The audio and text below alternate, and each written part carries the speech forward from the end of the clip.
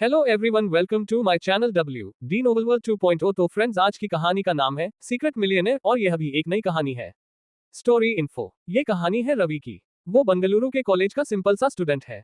उसकी लाइफ में पैसों के कारण बहुत से प्रॉब्लम आती है। कॉलेज के सारे लड़के उसकी गरीबी की वजह से मजाक उड़ाते हैं, पर रवि कभी भी उन पर ध्यान नहीं देता। एक दिन रवि के फोन पर मैसेज आता है कि रवि अग्निहोत्री, आपके पापा ने आपको होटल ब्लू जैक में मिलने के लिए बुलाया है। आपका वादा पूरा हो गया है। आखिर कौन था रवि? क्या वादा था उसके पापा का? क्या है रवि का सच? क्यों बुलाया था रवि को होटल ब्लू जैक में? जानने के लिए पढ़ते रहिए सीक्रेट मिलियनेयर, सिर्फ हमारे channel W D novel world 2.0 पर।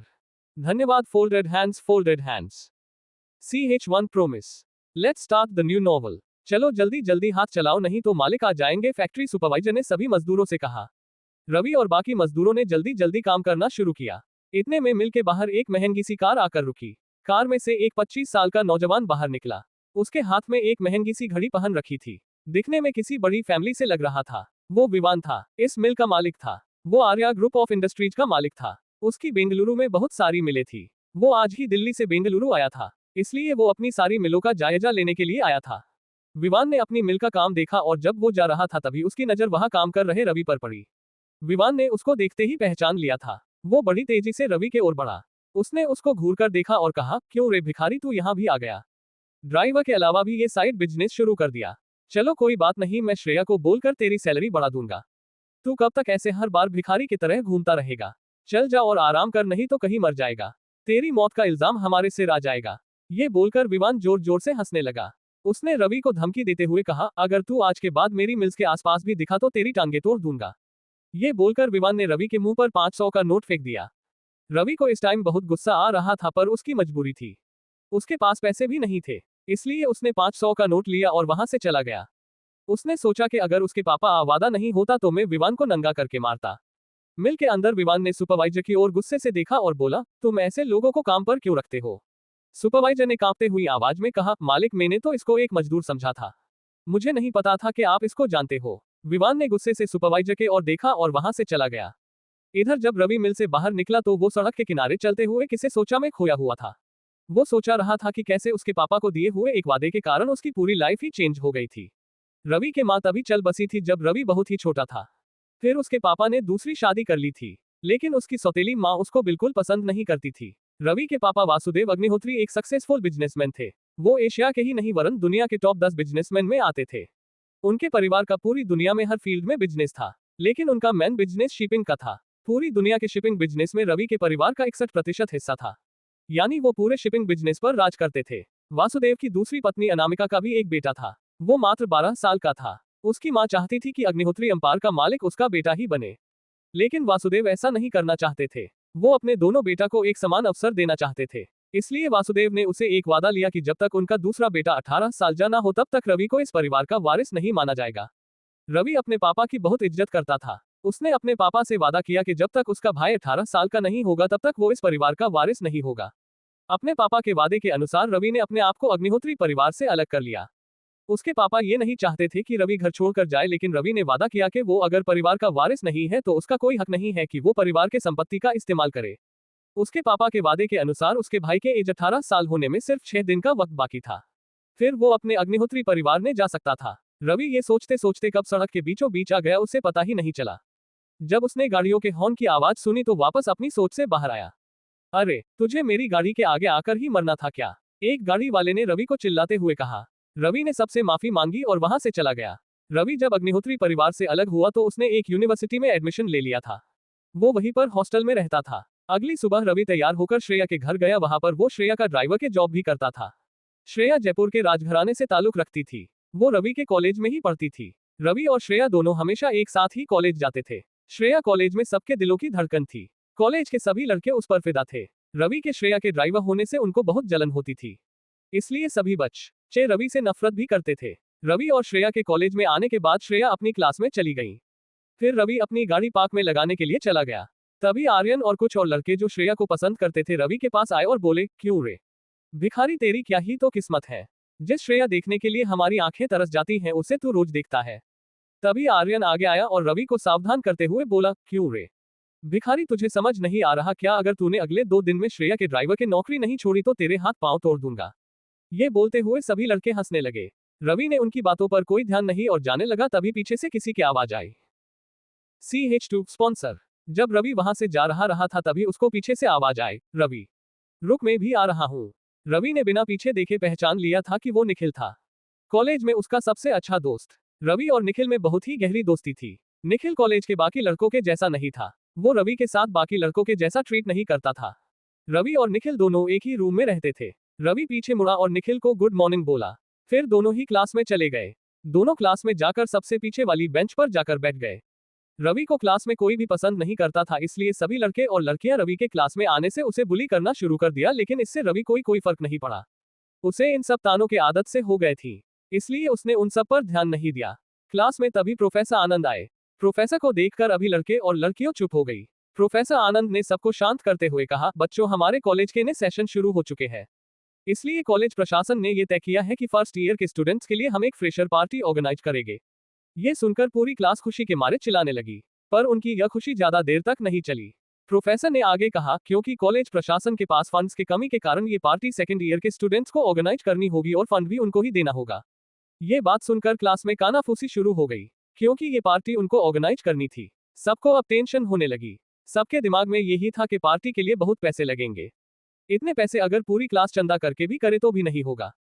सबको इतनी चिंता में देख प्रोफेसर ने कहा, आप इतनी चिंता मत करो, क्योंकि आप कॉलेज पार्टी के लिए स्पॉन्सर को ला सकते हैं। प्रोफेसर की इस बात के बाद सबने राहत के सांस ली। इसके बाद प्रोफेसर सबको गुड लक बोलकर वहां से चले गए। प्रोफेसर के जाने के बाद सभी के सबने ये प्रॉब्लम थी कि स्पॉन्सर कहाँ मिलेगा। तभी क्लास की प्रेसिडेंट साक्षी आगे आए और कहा, हमारे पास अगले 48 घंटे हैं। इन 48 घंटों में हमें कैसे भी करके स्पॉन्सर ढूंढना होगा, इसलिए हमें अलग अलग ग्रुप्स में मिलकर स्पॉन्सर ढूंढना होगा। हमें 4-4 लोगों का ग्रुप बनाना होगा। सभी को साक्षी के ये बात सही लगी। सभी ने 4-4 के ग्रुप्स में टीम बना ली, लेकिन रवि को कोई भी अपनी टीम में नहीं लेना चाहता था। रवि को इससे कोई फर्क नहीं पड़ रहा था, क्योंकि उसे पता था कि उसका दोस्त निखिल हमेशा उसके साथ है। रवि और निखिल दोनों ने अपना एक अलग ग्रुप बनाया। क्लास के सभी स्टूडेंट को अलग अलग जिम्मेदारियां दी गई, लेकिन रवि और निखिल को कोई जिम्मेदारी नहीं दी गई। सबको ये लग रहा था कि ये दोनों भिखारी कभी भी स्पॉन्सर नहीं ला पाएंगे। एक बात सभी में अपने अपने स्तर पर काम शुरू किया। रवि और निखिल ने भी स्पॉन्सर को ढूंढना शुरू किया। अगले दिन क्लास में जब सभी स्टूडेंट आए तो पता चला कि किसको कोई भी स्पॉन्सर नहीं मिला। 48 घंटों में से 24 घंटे बीत चुके थे, पर अभी तक कोई स्पॉन्सर नहीं मिला था। सभी के टेंशन का माहौल बन गया था। क्लास प्रेसिडेंट साक्षी ने सबको कहा, अगर हम 24 घंटों में स्पॉन्सर नहीं मिला तो पूरे कॉलेज के सामने हमारी बेइज्जती ही जाएगी। सबको इतना टेंशन में देखकर रवि भी की कुछ सोचने लगा। रवि ने अभी तक स्पॉन्सर को ढूंढने में कोई बड़ा कदम नहीं उठाया था। रवि ने सोचा कि अगर उसने कुछ नहीं किया तो उसके क्लास की बेइज्जती हो जाएगी। रवि ये नहीं चाहता था कि क्लास के पूरे कॉलेज के सामने बेइज्जती हो। फिर रवि अपनी सीट से उठा और साक्षी के पास जाकर बोल, तुम चिंता मत करो, अगले 10 घंटों में मैं स्पॉन्सर आऊंगा। रवि के ये बात सुनकर एक बार को सभी हैरान हो गए, पर अगले ही पल सभी जोर जोर से हंसने लगे। सभी को रवि की इस बात पर हंसी आ रही थी, लेकिन रवि ने बिना कुछ रिएक्ट किए साक्षी से कहा, अगले 10 घंटे में स्पॉन्सर तुम्हारे सामने होगा। रवि ने अपनी बातें बहुत से कॉन्फिडेंस से कही। रवि का कॉन्फिडेंस देखकर साक्षी को लगे शायद अब स्पॉन्सर मिल जाए। रवि को साक्षी के साथ बात करता देख आकाश को गुस्सा आ गया। वो साक्षी से प्यार करता था। उसे लगा रवि साक्षी को इम्प्रेस करने के लिए ये सब कर रहा है। उसने सोचा रवि को साक्षी के नजरों में झुकाना होगा, नहीं तो शायद साक्षी रवि के बात मान ले। इसलिए आकाश अपनी सीट से खड़ा हुआ और रवि के सामने जाकर बोला, क्यों रे फटीचर, हम तुम पर विश्वास ही नहीं कर सकते। तेरे जैसे भिखारी से हमें कोई उम्मीद नहीं है, इसलिए तू हमें ये बात कैसे बोल सकता है कि तू अगले 10 घंटे में स्पॉन्सर ले आएगा। आकाश की ये बात सुनकर रवि का खून खौल उठा। रवि ने आकाश की तरफ अपनी उंगली उठाते हुए कहा, अगर मैंने अगले 10 घंटे में स्पॉन्सर ला दिया तो तुम क्या करोगे। रवि की बात सुनकर आकाश ने रवि का मजाक उड़ाते हुए उसे कहा, अच्छा अब तू मुझे चैलेंज कर रहा है। चल ठीक है, अगर तू अगले 10 घंटे में स्पॉन्सर ले आया तो मैं तेरे पैरों पर अपनी नाक रगड़कर तुझसे माफी मांगूंगा। आकाश के बात सुनकर रवि हल्का से मुस्कुरा उठा और फिर बोला, चल ठीक है, पर मुझे तेरी बात पर विश्वास नहीं है। अगर तूने अपना वादा तोड़ दिया तो। रवि की बात सुनकर आकाश ने कहा, तुझे पता है कि पूरे कॉलेज में मैं अपनी दी हुई जुबान का पक्का माना जाता हूँ। सच में पूरे कॉलेज में आकाश अपनी पक्की जुबान के लिए जाना जाता था। वो अपना हर वादा पूरा करता था। रवि ने फिर आकाश से कहा, चल ठीक है, चैलेंज एक्सेप्टेड। आपको अगर नोवेल अच्छा लग रहा है तो लाइक करना और नोवेल को रेटिंग भी देना। आपकी रेटिंग मेरे लिए ये एक मोटिवेशन की तरह है। To be continued. CH3 where is Shreya. Ravi ने आकाश का चैलेंज एक्सेप्ट कर लिया था। रवि अपनी बात बहुत ही आत्मविश्वास से कह रहा था। रवि का इतना कॉन्फिडेंस देखकर आकाश एक बार के लिए तो डर गया था, लेकिन फिर अपने आप को ये सोचकर दिलासा दी कि रवि एक गरीब लड़का है, अगर क्लास में किसको भी स्पॉन्सर नहीं मिला तो इस गरीब को कहां से मिलेगा। क्लास पूरी होने के बाद रवि ने गाड़ी निकाली और श्रेया को पिक करने के लिए चला गया। जब रवि श्रेया की क्लास के बाहर पहुंचा तो वो वहां नहीं थी। उसकी दोस्तों ने रवि को बताया कि श्रेया तो कब की क्लास से निकल चुकी थी। रवि ने ये सुना तो वो कंफ्यूज हो गया।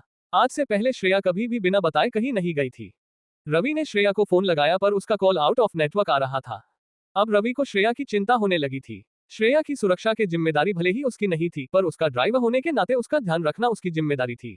जब काफी देर तक रवि को श्रेया का पता नहीं चला तो रवि ने कॉलेज से बाहर जाकर श्रेया को खोजना शुरू किया।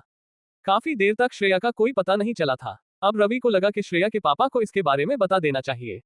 रवि ने जैसे ही अपना फोन उठाया तभी सामने से श्रेया का फोन आ गया। रवि ने जल्दी से फोन उठाया और श्रेया से पूछा, तुम कहाँ हो, ऐसे बिना बताए कहाँ चली गई थी। फोन के उधर से कोई भी आवाज नहीं आ रही थी। रवि ने देखा कि फोन कट हो चुका था। रवि ने फिर से कॉल लगाया लेकिन अब की बार फोन बंद बता रहा था। अब रवि को लगने लगा था कि पक्का श्रेया किसी मुसीबत में है। रवि ने फिर अपना फोन श्रेया के पापा को कॉल करने के लिए उठाया ही था कि इतने में सामने से किसी अनजान फोन से कॉल आया। फोन के उधर से एक भारी आवाज में एक आदमी बोला, मैं नहीं जानता कि तू कौन है और इसने तेरे को क्यों कॉल लगाया, लेकिन अगर तूने इसके बारे में पुलिस या किसी और को बताया भी तो इस लड़की की लाश मिलेगी। अगर इस लड़की की सलामती चाहता है तो मेरे दिए पते पर आजा, और हाँ कोई भी होशियार नहीं, वरना सही नहीं होगा। इतना बोलकर उसने कॉल रख दिया। रवि ने जब ये सुना तो वो दंग रह गया, यानी सोचा आखिर श्रेया कहाँ है और वो आखिर कहाँ पर है। वो जब ये सोच ही रहा था कि इतने में उसके मोबाइल पर मैसेज आया। ये मैसेज उसको उस आदमी ने भेजा था। उसमें उसने एक एड्रेस भेजा था। रवि ने उस एड्रेस की देखा और सोचा कि पुलिस को इसके बारे में बता देना चाहिए, पर फिर उसे ख्याल आया कि अगर उन लोगों को इसके बारे में पता चला तो वो कहीं श्रेया को कोई नुकसान ना पहुंचा दे। ये सोचकर रवि ने पुलिस को फोन नहीं करने का सोचा। रवि जल्दी ही दिए हुए एड्रेस पर पहुंच गया। उसने देखा कि ये कोई पुरानी फैक्ट्री थी। रवि इधर उधर देखते हुए श्रेया को पुकार रहा था पर उसका कोई पता नहीं चला। तभी उसे कुछ आहट सुनाई दी, वो पीछे देख पाता, इतने में उसके चेहरे पर किसने काला कपड़ा डाल दिया। रवि को कुछ समझ नहीं आ रहा था कि क्या हो रहा था। कुछ देर बाद जब रवि के चेहरे पर से पर्दा हटाया तो उसमें अपने आप को एक चेयर से बंधा हुआ पाया। उसने देखा कि उसके पास ही श्रेया को भी बांधा हुआ है। वो बेहोश थी। रवि ने श्रेया को पुकार कर उठाने की कोशिश की पर श्रेया नहीं उठी। तभी उस कमरे का दरवाजा खुला। अंधेर कमरे में जैसे ही दरवाजा खुला एक तेज रोशनी कमरे में आई। रवि उस रोशनी में उस आदमी का चेहरा नहीं देख पा रहा था। वो आदमी धीरे धीरे रवि के पास आया। उस आदमी ने अपने चेहरे पर एक मास्क लगा रखा था। रवि उसको सही से नहीं देख पा रहा था, इसलिए रवि बोला, कौन हो तुम और हमें यहाँ क्यों लेकर आए हो। उस आदमी ने पहले तो कुछ नहीं बोला, फिर एक कुर्सी लेकर आया और रवि के सामने कुर्सी लगाकर बैठ गया। फिर बोला, तुम मुझे कभी नहीं जान पाओगे, मैं कौन हूँ, कहाँ से आया हूँ, ये जानना तुम्हारे लिए जरूरी नहीं है। रवि ये सुनकर बोला, तुम लोगों ने हमें किडनैप क्यों किया, क्या चाहते हो। रवि के बात सुनकर वो आदमी हंसने लगा और फिर बोला, मुझे तुम्हें किडनैप नहीं करना था, मैंने तो सिर्फ इस लड़की को किडनैप लिया था, लेकिन इस लड़की ने तुझे फोन करके तुझे ही फंसा दिया। हमें डर था कि कहीं तुम पुलिस को फोन न कर दो। ये बोलकर वो और जोर से हंसने लगा। रवि ने उस आदमी को जोर से चिल्लाते हुए कहा, तुम मुझसे बच नहीं सकते, अगर एक बार तुझे पता चला ना कि मैं कौन हूं, तू अपने आप मेरे पैरों पर गिरकर मुझे माफी मांगेगा। उस आदमी ने जब ये बात सुनी तो वो जोर जोर से हंसने लगा। फिर वो बोला, तू तो एक कॉलेज का स्टूडेंट है, तू भला मेरा क्या बिगाड़ लेगा, तेरे जैसे बहुत देखे हैं मैंने, अगर अपनी सलामती चाहता है तो मैं जैसा बोलूं वैसा ही करना। रवि ने उसकी तरफ देखा और हंसते हुए बोला, अगर तुझे अपनी जान प्यारी है तो चुपचाप हमको छोड़ दे, वरना क्या कर लेगा तू मेरा, तुझे तो अभी बताता हूँ कि मैं कौन हूँ और मुझसे इस तरह बात करने का नतीजा क्या होता है। ये बोलकर वो अपनी कुर्सी से खड़ा हुआ और अपने आदमियों को आवाज लगाकर बुलाया और बोला, इसकी जबान बहुत तेज चल रही है, इसको बता दो कि हमसे जबान लड़ाने की कीमत क्या होती है। उस आदमी ने इतना कहा ही था कि सभी गुंडे रवि की ओर जाने लगे। रवि को कोई डर नहीं लग रहा था। ये देखकर उन गुंडों का बॉस थोड़ा डर गया था, पर फिर भी कुछ बोला नहीं। जैसे ही उसके आदमी रवि को मारने दौड़े तभी फैक्ट्री के दरवाजे के टूटने की आवाज आई। आखिर कौन आया था अभी। आपको अगर नोवेल अच्छा लग रहा है तो लाइक करना और नोवेल को रेटिंग भी देना, आपकी रेटिंग मेरे लिए ये एक मोटिवेशन की तरह है। To be continued. CH4 सच। जैसे ही उस गुंडों ने रवि पर हमला करने की कोशिश की तभी किसने दरवाजा तोड़ दिया।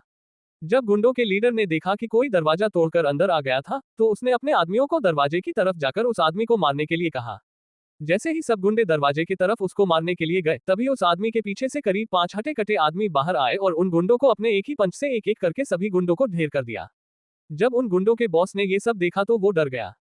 डर के मारे उसके पसीने छूटने लगे। फिर उस आदमी ने पीछे मुड़कर देखा तो रवि हल्का हल्का मुस्कुरा रहा था। ये देखकर उस गुंडे को समझ आ गया था कि ये सब रवि के ही आदमी है। अब उसको और ज्यादा डर लगने लगा। उसे लगा कि अगर उसको अपनी जान बचानी है तो रवि के पैरों में गिरकर माफी मांग लेनी चाहिए। इतना सोचते ही वो रवि के पैरों में गिरकर रोते हुए बोला, सर मुझे माफ कर दो, मुझसे गलती हो गई, आगे से ऐसा कभी नहीं होगा। रवि ये देखकर हल्का सा मुस्कुरा दिया और उस गुंडे की तरफ देखने लगा। उस गुंडे ने देखा कि रवि उसकी तरफ देख रहा है तो उस समझने में देर नहीं लगी कि रवि क्या कहना चाहता है। वो जल्दी से खड़ा हुआ और उसने रवि को उस कुर्सी से खोल दिया और फिर वापस रवि के पैरों में गिर गया। रवि ने उसकी तरफ देखा और बोला, अगर तुम चाहते हो कि मैं तुम्हें माफ कर दूं तो तुम सच सच बताना होगा कि ये सब तुमने क्यों किया। रवि के बात सुनकर वो गुंडा चुप हो गया। वो सोचने लगा कि अगर उसने आज रवि को सच नहीं बताया तो रवि उसकी जान ले लेगा। उसे पता चल गया था कि रवि कोई बड़ा आदमी है और अगर उसने सब कुछ सही सही नहीं बता तो ना जाने उसके साथ क्या होगा। ये सोचते हुए वो बोला, सर मुझे ऐसा करने के लिए मिस्टर राहुल ने कहा था। रवि ने जैसे ही ये बात सुनी तो वो दंग रह गया क्योंकि राहुल और कोई नहीं श्रेया के अंकल थे। रवि ने मन में सोचा कि राहुल अंकल ने ऐसा क्यों किया होगा। इतने में श्रेया को होश आ गया। रवि ने देखा कि श्रेया होश में आ गई है तो वो जल्दी से उसके पास गया और उसको पानी पिलाया और बोला, तुम ठीक हो। श्रेया ने हाँ में जवाब दिया और फिर जब उसने देखा कि वो गुंडा रवि के पैरों में गिरा हुआ है तो उसको थोड़ा अजीब लगा। उसने देखा कि उस गुंडे के सारे आदमी जमीन पर गिर हुए थे तो उसे और अजीब लगा। उसने रवि से पूछा, रवि ये सब क्या हुआ और इन सबको किसने मारा। रवि कुछ नहीं बोला। श्रेया ने जब फिर से देखा तो पता चला कि कुछ बॉडीगार्ड जैसे दिखने वाले आदमी दरवाजे पर खड़े हैं। उसको देखकर श्रेया को समझ में आ गया था कि ये सब उनका काम है। श्रेया को लगा कि ये सब उसके पापा के आदमी हैं जो उसको बचने आए हैं। रवि ने श्रेया को जाने के लिए कहा। जब श्रेया वहां से चली गई तो रवि ने फिर से उस गुंडे की तरफ देखा और उसका नाम पूछा। उस गुंडे ने अपना नाम अमन बताया। तुम आज और अभी ये शहर छोड़कर चले जाओ और यहाँ पर जो भी हुआ उसके बारे में किसको मत बताना और न ही तुम राहुल अंकल से कोई बात करोगे, नहीं तो मैं क्या करेगा तुम अच्छे से जानते हो। रवि ने अमन से कहा। रवि के बात सुनकर अमन ने तुरंत हाँ कर दी और फिर पीछे के दरवाजे से उस फैक्ट्री से निकल गया। जब रवि उस फैक्ट्री से निकला तो देखा श्रेया उसका गाड़ी में इंतजार कर रही है। रवि ने तुरंत गाड़ी स्टॉप की और श्रेया के घर की ओर बढ़ गया। पूरे रास्ते में एक अजीब से खामोशी थी। रवि ने खामोशी तोड़ते हुए बोला, तुम ठीक हो श्रेया? उद्धरण चिन्ह। श्रेया ने जवाब में हाँ कहा। फिर श्रेया ने रवि से पूछा, वो गुंडा कौन था और मुझे किडनैप क्यों किया। रवि ने उसके जवाब में श्रेया से कहा उसे कुछ नहीं पता। रवि ने श्रेया को उसके घर ड्रॉप किया और फिर अपनी हॉस्टल आ गया। रवि पूरे रास्ते यही सोच रहा था कि राहुल अंकल ने ऐसा क्यों किया। मुझे पूरी बात जाननी ही होगी, कहीं फिर से राहुल अंकल ने श्रेया को फिर से कुछ किया तो। ये सोचते हुए परेशान हो रहा था। रवि जब अपनी हॉस्टल पहुंचा तो रवि ने देखा कि निखिल अभी भी जाग रहा था। तू अभी तक सोया नहीं की बात है, कहीं जीएफ से बात तो नहीं हो रही है, नॉटी बॉय। रवि ने निखिल को चिढ़ाते हुए कहा। रवि की बात सुनकर निखिल ने रवि से कहा, नहीं यार हमारे नसीब में जीएफ कहा, मैं तो बस ये सोच रहा था कि 24 घंटे पूरे होने में अब सिर्फ 9 घंटे ही बाकी है। निखिल की बात सुनकर रवि ने थोड़ा कंफ्यूज होते हुए कहा, किसने 9 घंटे बचे हैं? अरे यार तू इतनी जल्दी भूल गया, आकाश का चैलेंज तो अच्छे से याद है, निखिल ने रवि से कह। निखिल के बात सुनने के बाद रवि को समझ आया कि वो कॉलेज फ्रेशर पार्टी के स्पॉन्सर के बारे में बात कर रहा है। अरे यार चिंता क्यों करता है, तेरा भाई अभी जिंदा है, मैं अभी स्पॉन्सर से बात करता हूँ, रवि हंसते हुए कहा और अपना फोन लेकर वहां से बात करने के लिए थोड़ा दूर चला गया। रवि के बात सुनकर निखिल थोड़ा कंफ्यूज हो गया पर उसने कुछ नहीं कहा और वहां से चला गया। इधर रवि ने अपना फोन सीधा अपने सिक्योरिटी हेड हरमनप्रीत को लगाया। हरमन जी मेरा एक काम कर सकते हो, अभी अर्जेंट है, रवि ने कहा। हाँ हाँ जरूर, हरमन ने कहा। फिर रवि ने हरमन को स्पॉन्सर वाली सारी बात बताई और ये भी कहा कि कल 9 बजे तक ये काम करवा देना। अब आगे क्या होगा जब आकाश को पता चलेगा कि रवि को स्पॉन्सर मिल गया है।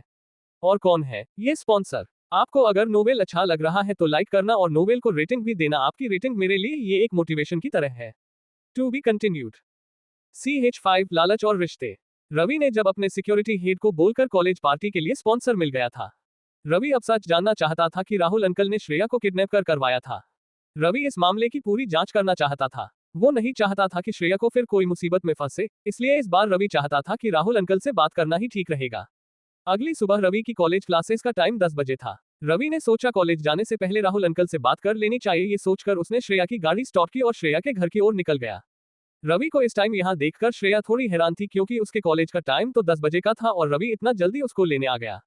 रवि ने श्रेया से कहा, मुझे तुम्हारे राहुल अंकल से मिलना है, क्या तुम उनको बुला सकती हो? श्रेया ने सोचा कि शायद रवि सैलरी लेने आया होगा, इसलिए वो राहुल अंकल को बुलाने के लिए चली गई। जब श्रेया ने राहुल अंकल को बताया कि रवि आपसे मिलना चाहता है तो राहुल ने भी यही सोचा ये कि रवि शायद सैलरी लेने आया होगा। राहुल अंकल ने अपनी जेब से 5,000 रुपए निकाले और रवि को देते हुए बोला, ये लो तुम्हारी इस महीने की सैलरी। ये बोलकर जैसे ही राहुल अंकल जाने लगे तो रवि ने पीछे से उनको आवाज देते हुए रोका और कहा, राहुल अंकल मुझे आपसे कुछ बात करनी है, क्या हम 2 मिनट अकेले में बात कर सकते हैं? राहुल अंकल ने जब ये सुना तो वो रुक गए और रवि की ओर देखते हुए बोले, क्या काम है जो बोलना है, यहीं पर बोलो। अंकल कोई जरूरी काम है, अकेले में ही बात होगी, रवि ने कहा। राहुल अंकल ने कुछ सोचा और फिर दोनों गार्डन में चले गए। हाँ क्या बोलना था, अंकल ने कहा। रवि ने अंकल की ओर देखा और बोला, आप अमन को जानते हो? अमन का नाम सुनते ही राहुल अंकल के चेहरे का रंग उड़ गया। फिर भी अपने डर को छिपाते हुए वो रवि से बोले, कौन अमन? में किसी अमन को नहीं जानता, और ये सब मुझसे क्यों पूछ रहा है? अंकल अभी कुछ भी छुपाने से कुछ नहीं होगा, मुझे सब पता है। जो आप श्रेया के साथ करना चाहते थे, रवि ने गुस्से में अंकल को देखते हुए कहा। रवि के बात सुनकर अंकल के चेहरे पर पसीने आने लगे, पर वो इतने जल्दी मानने वाले नहीं थे, इसलिए अंकल ने थोड़ा गुस्से में रवि की ओर देखा और बोले, क्या बकवास कर रहे हो? पागल तो नहीं हो गए हो? कब से क्या बकवास किए जा रहे हो? अमन अभी मेरे कब्जे में है, रवि बोला। रवि की ये बात सुनकर अंकल का गुस्सा डर में बदल गया। रवि आगे बोला, आपने श्रेया को किडनैप क्यों किया? अंकल ने सोचा कि अभी सच को रवि से नहीं छुपाया जा सकता, इसलिए अंकल बोले, रवि बेटा मुझसे गलती हो गई, लालच ने मुझे अंधा बना दिया था। दरअसल श्रेया हमारे पूरे खानदान की अगली वारिस थी। क्योंकि वो घर में सबसे बड़ी थी, पर मैं अपने बेटे को इस खानदान का वारिस बनाना चाहता था, इसलिए मैंने सोचा कि अगर मैं श्रेया को मरवा दूं, तो मेरा बेटा इस खानदान का वारिस बन जाएगा। रवि ने जब ये सुना तो वो एकदम हैरान हो गया, उसने सोचा नहीं था कि लालच रिश्तों को इतना कमजोर बना देगा। आजकल की दुनिया पैसा के पीछे इतना पागल है कि रिश्तों को ही भूल जाते हैं। मुझे माफ कर दो रवि बेटा, ये बात श्रेया के पापा को मत बताना, नहीं तो वो मुझे इस परिवार से निकाल देते, अंकल ने हाथ जोड़कर रोते हुए रवि से कहा। रवि ने ये बात सुनी तो सोचा कि इतनी आसानी से तो अंकल को नहीं जाने दिया जाना चाहिए, नहीं तो कहीं फिर से श्रेया को नुकसान ना पहुंचा दे। ये सोचकर रवि ने अंकल से कहा, अंकल अपने इतनी बड़ी गलती की है और आपको ऐसी जाने दूं, आपको कुछ तो सजा देनी होगी। रवि तुम मुझे जो सजा देना चाहते हो दे दो, मैं हर सजा भुगतने को तैयार हूं, तुम बड़े भैया को कुछ मत बताना, अंकल ने रवि से कहा। रवि ने कुछ सोचा और फिर कहा, ठीक है, मैं श्रेया के पापा को कुछ नहीं बताऊंगा, आपको मैं जो सजा दूंगा वो मंजूर होनी चाहिए। रवि की बात सुनकर अंकल को बहुत तेज गुस्सा आ रहा था। उसने सोचा कि ये 2 कौड़ी का ड्राइवर मुझे धमकी दे रहा है, इसको बर्बाद कर दूंगा। पर इस टाइम उससे लगा रवि की बात मानने के अलावा उसके पास और कोई चारा नहीं था। ठीक है रवि, तुम जो सजा दोगे वो सजा भुगतने को तैयार हूं, अंकल ने कहा। रवि को विश्वास नहीं हो रहा था कि अंकल उसकी बात इतनी जल्दी मान जाएंगे। कुछ देर सोचने के बाद रवि ने अंकल की ओर देखते हुए कहा, अब से अगर आपने श्रेया को फिर से परेशान किया या नुकसान देने की कोशिश की तो मैं अमन की बात श्रेया की पापा से करवा दूंगा, इसलिए आपकी एक छोटी सी सजा है। आपको अगले 7 दिनों तक बेंगलुरु के सबसे बड़े होटल में एज अ वेटर काम करना होगा। क्या बकवास कर रहे हो? तुम्हें पता भी है कि तुम क्या बोल रहे हो? अंकल ने गुस्से से रवि की ओर देखकर कहा। पर उनका गुस्सा ज्यादा देर तक नहीं रहा। उनको पता था कि उनके पास रवि की बात मानने के अलावा कोई चारा नहीं था। ठीक है, मैं तुम्हारी सजा मानने को तैयार हूं, अंकल ने रूखेपन से कहा और वहां से चले गए। अंकल से बात करने के बाद रवि वापस अपनी हॉस्टल चला गया। तारांकन तारांकन तारांकन। अगले दिन सुबह अलार्म के साथ रवि की नींद खुली। रवि जल्दी से तैयार होकर श्रेया को लाने के लिए चला गया। जल्दी ही दोनों कॉलेज भी आ गया थे। रवि ने कार पार्क की और अपनी क्लास में आ गया। जब वो क्लास में आया तो सभी लोग उसको ही घूर रहे थे। रवि को समझ आ गया था कि क्या मामला है। आपको अगर नोवेल अच्छा लग रहा है तो लाइक करना और नोवेल को रेटिंग भी देना, आपकी रेटिंग मेरे लिए ये एक मोटिवेशन की तरह है। अब आगे क्या होगा? क्या होगा जब रवि के क्लासमेट्स को पता चलेगा कि रवि ने स्पॉन्सर को लाया है? जानने के लिए नेक्स्ट चैप्टर को रीड करें। To be continued. CH6 Akash की बदनामी। रवि जब क्लास में आया तो सभी लोग उसको घूर रहे थे। रवि को समझने में देर नहीं लगी कि क्या मामला है। तभी क्लास प्रेसिडेंट साक्षी रवि के पास आए और बोली, तुम्हारा टाइम पूरा हुआ और तुम स्पॉन्सर नहीं ला पाए। साक्षी की बात सुनकर रवि ने कुछ नहीं कहा और अपनी सीट पर जाकर बैठ गया। आकाश, जिससे रवि ने चैलेंज किया था, उसको ये देखकर थोड़ा सुकून मिला कि रवि को स्पॉन्सर नहीं मिला, पर उसने साक्षी के सामने हीरो बनने के लिए रवि को गुस्से से देखा और बोला, रवि ये क्या किया तुमने? अब हमारी क्लास की पूरी कॉलेज के सामने बेइज्जती होगी। अगर तुम स्पॉन्सर नहीं ला सकते थे, क्यों कहा कि मैं स्पॉन्सर ले आऊंगा? आकाश की बात सुनकर रवि ने कोई जवाब नहीं दिया और चुपचाप बैठा रहा। ये देखकर आकाश का गुस्सा और बढ़ गया। वो रवि को मारने के लिए आगे आया ही था कि इतने में ही क्लास में प्रोफेसर आ गए। गुड मॉर्निंग स्टूडेंट्स, प्रोफेसर ने कहा। फिर प्रोफेसर रवि की ओर देखने लगे। प्रोफेसर को अपनी तरफ घूरता देख रवि समझ गया था कि क्या बात है। बाकी स्टूडेंट्स ने भी ये नोटिस कर लिया था। हमारे कॉलेज के लिए फ्रेशर पार्टी के लिए हमें स्पॉन्सर मिल गया है और ये फ्रेशर पार्टी सिटी के सबसे बड़े होटल जैक ब्लू में होगी, प्रोफेसर ने सभी स्टूडेंट्स को कहा। प्रोफेसर की बात सुनकर सभी स्टूडेंट शॉक हो गए, किसको भी उनकी बात पर विश्वास नहीं हो रहा था। होटल जैक ब्लू सिटी की सबसे बड़ी और महंगी होटल थी। अब स्टूडेंट्स और ज्यादा कानाफूसी करने लगे। क्या आप ये नहीं जानना चाहते कि ये स्पॉन्सर को लेकर आया? प्रोफेसर ने सभी को चुप करवाते हुए कहा। जैसे ही प्रोफेसर ने इतना कहा सभी स्टूडेंट चुप हो गया। सभी जानना चाहते थे कि स्पॉन्सर कौन लेकर आया। हमारे कॉलेज की इस पार्टी को स्पॉन्सर करने वाले और कोई नहीं, सिटी के सबसे बड़े बिजनेसमैन प्रेम कश्यप है, और ये स्पॉन्सर लाने वाला और कोई नहीं, हमारा रवि ही है। प्रोफेसर ने ये बात रवि की तरफ देखते हुए बोली थी। प्रोफेसर की बात सुनकर सब शौक रह गए। किसको विश्वास नहीं हो रहा था कि रवि जैसा मामूली स्टूडेंट प्रेम कश्यप जैसे आदमी को स्पॉन्सर के लिए मना लेगा। सभी स्टूडेंट रवि की ओर देखकर फूसफूसाने लगे। लेकिन इस टाइम उस क्लास में आकाश को प्रोफेसर की बात सुनकर इतना बड़ा शौक लगा कि उससे लगा इससे बुरा तो उसके साथ हो ही नहीं सकता। उसने एक बार फिर से प्रोफेसर से पूछा, सर, आपको कोई गलतफहमी हुई होगी, जरा फिर से पता करो कि ये स्पॉन्सर रवि ही लाया है। क्या मतलब एच है तुम्हारा कि मुझे कुछ पता ही नहीं है? मैंने खुद प्रेम कश्यप से बात की है। ये स्पॉन्सर रवि ही लेकर आता है। इतना बोलकर प्रोफेसर क्लास से बाहर चले गए। प्रोफेसर के वहां से जाते ही सभी स्टूडेंट रवि को सावलिया नजरों ने देखने लगे। सभी ये जानना चाहते थे कि रवि ने ये कैसे किया, पर रवि ने उन सब की किसी भी बात का जवाब नहीं दिया। आकाश को अब डर लगने लगा था। वो जल्दी से क्लास से बाहर जाना चाहता था। जब वो क्लास से बाहर जाने के लिए उठा ही था कि निखिल ने उसे ऐसा करते हुए देख लिया। उसने एक ताना मारते हुए कहा, इस क्लास में कल किसने ये कहा था कि अगर रवि स्पॉन्सर ले आया तो कोई उसके पैरों पर अपनी नाक रगड़ेगा? निखिल के इतना कहते ही क्लास के सभी स्टूडेंट आकाश की ओर देखने लगे। सभी को अपनी ओर देखता देख आकाश को पसीना आने लगा। निखिल की बात सुनकर रवि अपनी सीट से खड़ा हुआ और आकाश के पास आ गया। उसने आकाश से कुछ कहा नहीं था, पर आकाश समझ गया था कि रवि क्या कहना चाहता है। पर आकाश अपनी बदनामी नहीं होने देना चाहते था। उसे लगा कि अगर वो रवि को डरा देगा तो शायद रवि कुछ भी ना कर पाए। देखो रवि, मेरे अंकल इस कॉलेज में हेड पोस्ट पर है, अगर तुझे इस कॉलेज में रहना है तो उस चैलेंज को भूल जा। आकाश इतना बोलकर वहां से जाने लगा। उसे लगा कि रवि के पास उसकी बात मानने के अलावा और कोई चारा नहीं है। पर रवि ने उसका हाथ पकड़ लिया और उस वापस अपने सामने लेकर आ गया। आकाश को समझ नहीं आ रहा था कि रवि ऐसा कुछ भी कर सकता है। आकाश, तुम्हें पता है कि तुम्हारी इस कॉलेज में जबान की बहुत कीमत है। अगर कॉलेज में ये बात बाहर आ गए तो तुम्हारी पर कॉलेज में बदनामी होगी। इससे अच्छा ये होगा कि तुम अपना वादा पूरा करो। इससे तुम्हारी बदनामी सिर्फ इस क्लास में ही होगी। रवि ने ये बात आकाश को ऑर्डर देते हुए बोली थी। रवि की ये बात सुनकर आकाश का चेहरा पीला पड़ गया। उसे लगा कि रवि जो कहा रहा है वो सही है। उसे रवि पर गुस्सा भी आ रहा था। उसने अपने मन में ये ठान लिया था कि रव छोटी ई से वो इस बात का बदला जरूर लेगा। अब आकाश के पास कोई चारा नहीं था, इसलिए वो धीरे धीरे आगे आया और रवि के पास जमीन पर बैठ गया। साक्षी भी वही थी। आकाश ने साक्षी को वहां देखा तो उसका रवि पर गुस्सा और बढ़ गया। पर इस टाइम आकाश कुछ नहीं कर सकता था। उसने धीरे से अपना सिर नीचे किया और रवि के जूतों पर अपनी नाक रखी और जल्दी से क्लास से बाहर आ गया। इस टाइम आकाश को रवि पर तेज गुस्सा आ रहा था। वो रवि से बदला लेना चाहता था। वो किसी भी हाल में रवि को ऐसे ही जाने देने वालों में से नहीं था। जब कॉलेज की क्लास पूरी हुई तो निखिल और रवि हॉस्टल में आ गए। निखिल को अभी तक समझ नहीं आ रहा था कि रवि ने ये सब कैसे किया। हॉस्टल आकर रवि से यही पूछा, निखिल तू भी ना इतने सवाल क्यों कर रहा है? हमें स्पॉन्सर मिल गया, बस उतने में ही खुश रहो। रवि ने कहा, नहीं, तुझे बताना ही होगा कि तूने ये कैसे किया। अगर तूने नहीं बता तो। निखिल ने मुंह फुलाते हुए कहा। निखिल की बात सुनकर रवि को लगा कि इसे कुछ बहाना बनाकर मनाना ही होगा। रवि बोला, अरे यार तू तो बुरा मान गया। अच्छा ठीक है, बताता हूँ। अरे प्रेम कश्यप का बेटा मेरा बचपन का दोस्त था। रवि की बात सुनकर निखिल को उस पर विश्वास नहीं हुआ, पर वो अब रवि से आगे कुछ नहीं पूछ पाया। अब आगे क्या होगा? क्या होगा जब रवि उस कॉलेज पार्टी में शामिल होगा? क्या आकाश रवि के लिए कोई प्लान तो नहीं बना रहा? क्या आकाश रवि को पार्टी में कुछ करेगा?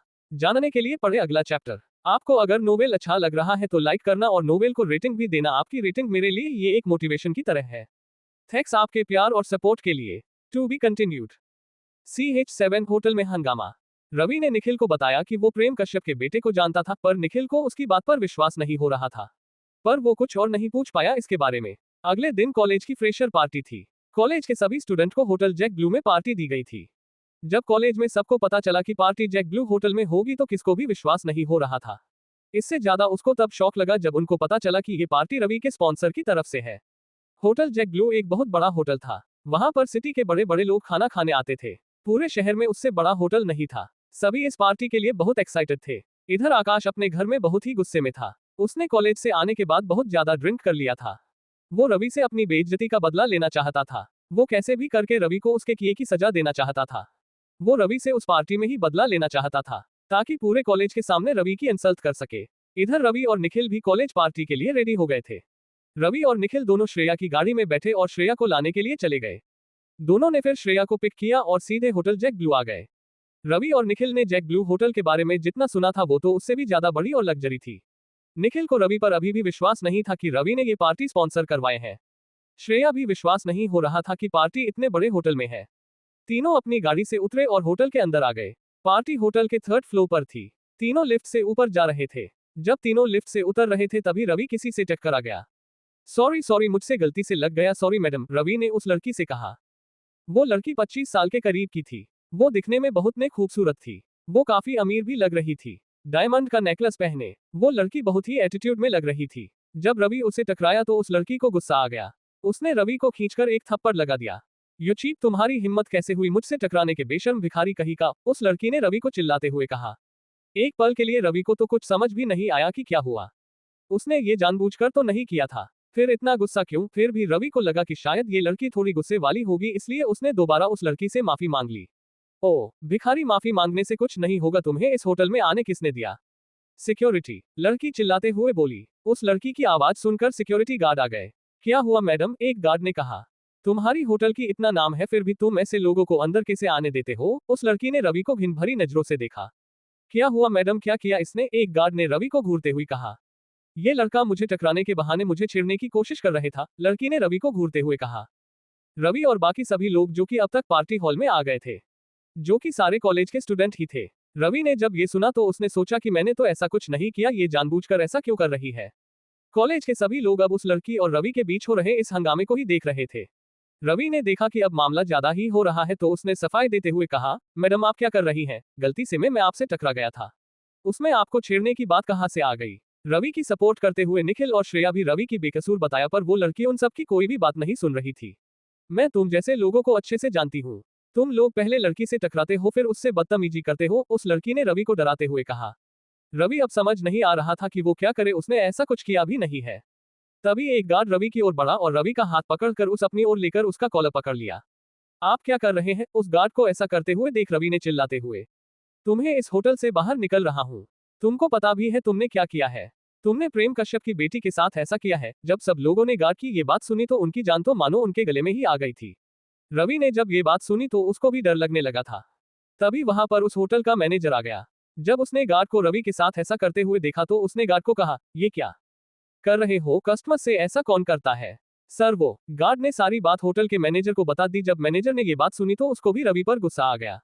ये तूने क्या किया? तू जानता भी है तूने आरती मैडम से पंगा लिया है, अब देखना तेरा क्या हाल होता है। ये बोलकर वो रवि को उस रूम से बाहर ले गया। उसके पीछे पीछे वो गार्ड और आरती भी आ गई। इधर आकाश ने जब देखा कि रवि को मैनेजर वहां से ले गया तो वो बहुत खुशी रहा था। उससे लगा कि उसने बिना कुछ किए ही रवि से उसकी इंसल्ट का बदला ले लिया है। आज सबके सामने रवि की इंसल्ट ही गई थी।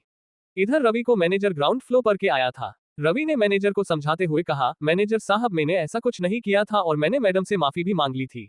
पर मैनेजर उसकी एक नहीं सुन रहा था। उससे लग रहा था उसने अगर रवि को ऐसे ही जाने दिया तो शायद आरती ये सब अपने पापा प्रेम कश्यप को बता ना दे। ये उसके होटल के लिए बुरा हो सकता था। रवि को अब गुस्सा आने लगा था। उसने मैनेजर से अपना हाथ छुड़ा लिया और मैनेजर को घूरते हुए बोला, मैनेजर अब ये सब ज्यादा ही हो रहा है। अगर तुमने मुझे अब हाथ भी लगाया तो मुझसे बुरा कोई नहीं होगा। मैनेजर ने रवि की बात सुनी और हंसते हुए बोला, अबे ओ, तेरे जैसे से मुझे डर भी लगेगा। तूने क्या सोचा कि तू मुझे बोलेगा तो मैं डर जाएगा? इससे पहले मैं पुलिस को फोन करूं, तू यहाँ से चला जा। रवि के लिए अब ये सब बर्दाश्त से बाहर हो रहा था। उसने मैनेजर को लास्ट वार्निंग दी और कहा, अगर अब तूने कुछ और बोला या मुझे हाथ भी लगाने की कोशिश की तो तेरा ये पूरा होटल और तुझे सड़क पर लेकर आ जाऊंगा। रवि की ये बात सुनकर उस मैनेजर को और गुस्सा आ गया। उसने रवि की कॉलर पकड़कर उस वही एक टेबल पर पटक दिया। रवि ने देखा कि मैनेजर ने उसे नीचे गिरा दिया तो अब उसके लिए हद से बाहर जा रहा था। इस बार रवि को भी गुस्सा आ गया। उसने अपना हाथ उठाया और उस मैनेजर की गाल पर जोर से खींचकर एक थप्पड़ लगा दिया। अब आगे क्या होगा? मैनेजर रवि के साथ क्या करेगा? क्या रवि मैनेजर को सबक सिखाएगा या फिर मैनेजर उसे पुलिस के हवाले कर देगा? जानने के लिए पढ़िए अगला चैप्टर। आपको अगर नोवेल अच्छा लग रहा है तो लाइक करना और नोवेल को रेटिंग भी देना। आपकी रेटिंग मेरे लिए ये एक मोटिवेशन की तरह है। To be continued. CH8 Prem Kashyap का डर। रवि को जब मैनेजर ने एक टेबल पर गिरा दिया तो रवि को भी गुस्सा आ गया और रवि मैनेजर को एक थप्पड़ लगा दिया। जब मैनेजर को थप्पड़ लग तो उसका गाल लाल हो गया। रवि ने उसको बहुत तेज और खींचकर थप्पड़ लगाया था। मैनेजर इससे कुछ दूर जाकर गिर गया। जब आरती जो प्रेम कश्यप की बेटी ने देखा कि रवि ने मैनेजर को थप्पड़ लगा दिया था तो उसको तो विश्वास ही नहीं हुआ था। ये होटल उसके पापा का था और वो ये बर्दाश्त नहीं कर सकती थी। उसने अपने पापा को फोन लगा दिया।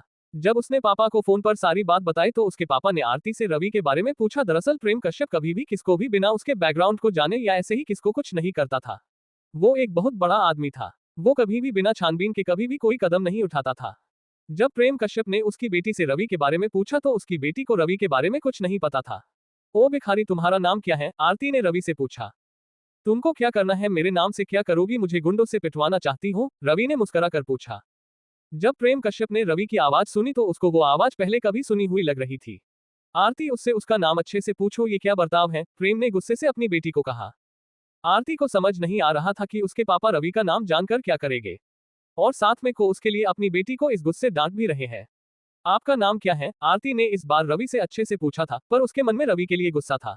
जैसे ही प्रेम कश्यप ने रवि का नाम सुना, उसका तो दिमाग ही खराब हो गया। उसको याद आया कि एक दिन पहले ही उससे किसने रवि के बारे में बताया था और ये पार्टी को स्पॉन्सर करने को कहा था। आज रवि भी वहां था। जब प्रेम को ये पता चला तो उसके डर के मारे पसीने आने लगे। जब अपने पापा का कोई जवाब नहीं आया तो आरती को लगा उसके पापा ने फोन रख दिया है। वो अभी आ रहे होंगे, ये सोचकर जैसे ही वो रवि को ये कहने के लिए मुड़ी, इतने में मैनेजर को अभी भी गिरा हुआ था, उसने रवि को मारने के लिए अपना हाथ उठाया, पर रवि पीछे हो गया और वो फिर से आरती से टकरा गया और आरती का बैलेंस बिगड़ गया और वो नीचे गिर गई। इससे उसका फोन भी टूट गया। जब रवि ने देखा कि आरती नीचे गिर गई है तो वो आरती को उठाने के लिए आगे बढ़ा, पर आरती ने उसे अपने हाथ के इशारे से रोक दिया। इधर जब प्रेम कश्यप ने देखा कि उसके बेटी ने अपना फोन रख दिया है तो उसने वापस फोन लगाया, पर फोन बंद आ रहा था। प्रेम उसको सब बताना चाहता था। उसको लगा अब तो उसका काम खत्म, उसको अब डर लग रहा था। वो उसे बता देना चाहता था कि रवि के पैरों में गिरकर उससे माफी मांगो, नहीं तो वो उसके पूरे परिवार को बर्बाद करने की ताकत रखता है।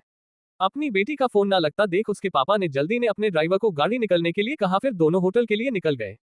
इधर जब मैनेजर ने देखा कि रवि ने आरती को फिर से नीचे गिरा दिया है तो उसको गुस्सा आ गया, पर वो रवि को अच्छा सबक सिखाना चाहता था। उसको ये मौका अच्छा लगा, इसलिए उसने जल्दी ने पुलिस को फोन लगा दिया। इधर जैसे ही रवि ने देखा कि मैनेजर ने पुलिस को फोन लगा दिया तो एक पल के लिए वो भी डर गया। उसे डर इस बात का था कि कहीं आरती ने उस पर कोई गलत कैसे डाल दिया तो वो क्या करेगा। उसकी फैमिली भी उसकी हेल्प नहीं करेगी, क्योंकि वो फैमिली पावर का इस तरह इस्तेमाल नहीं कर सकता जब तक वादा पूरा नहीं जाए। रवि ये सब सोच ही रहा था कि इतने में होटल के बाहर 2-3 पुलिस के गाड़ियां आ गई। जैसे ही मैनेजर ने देखा कि पुलिस आ गई है तो वो जल्दी से पुलिस के पास गया और उनको रवि के खिलाफ भड़काने लगा। वो रवि पर गलत गलत इल्जाम लगा रहा था। आरती भी उसका साथ दे रही थी।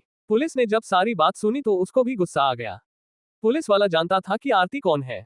उसको लगा कि अगर आरती को नाराज किया तो प्रेम कश्यप को नाराज किया, इसलिए वो रवि की ओर बढ़े। जैसे ही वो रवि की कॉलर पकड़ने ही वाले थे, इतने में पीछे से आवाज आई, इंस्पेक्टर वही रोक जाओ, अगर एक और कदम भी आगे बढ़ाया तो देखना तुम्हारे साथ क्या होगा। जब इंस्पेक्टर ने पूछे मुड़कर देखा तो वो शॉक्ड रह गया। पीछे प्रेम कश्यप ही खड़े थे, पर इंस्पेक्टर को समझ नहीं आ रहा था कि प्रेम कश्यप ने उसको रुकने के लिए क्यों कहा था। शायद उसको लगा वो इस मामले को खुद निपटाना चाहते थे, इसलिए पुलिस वाला वहां से पीछे हट गया।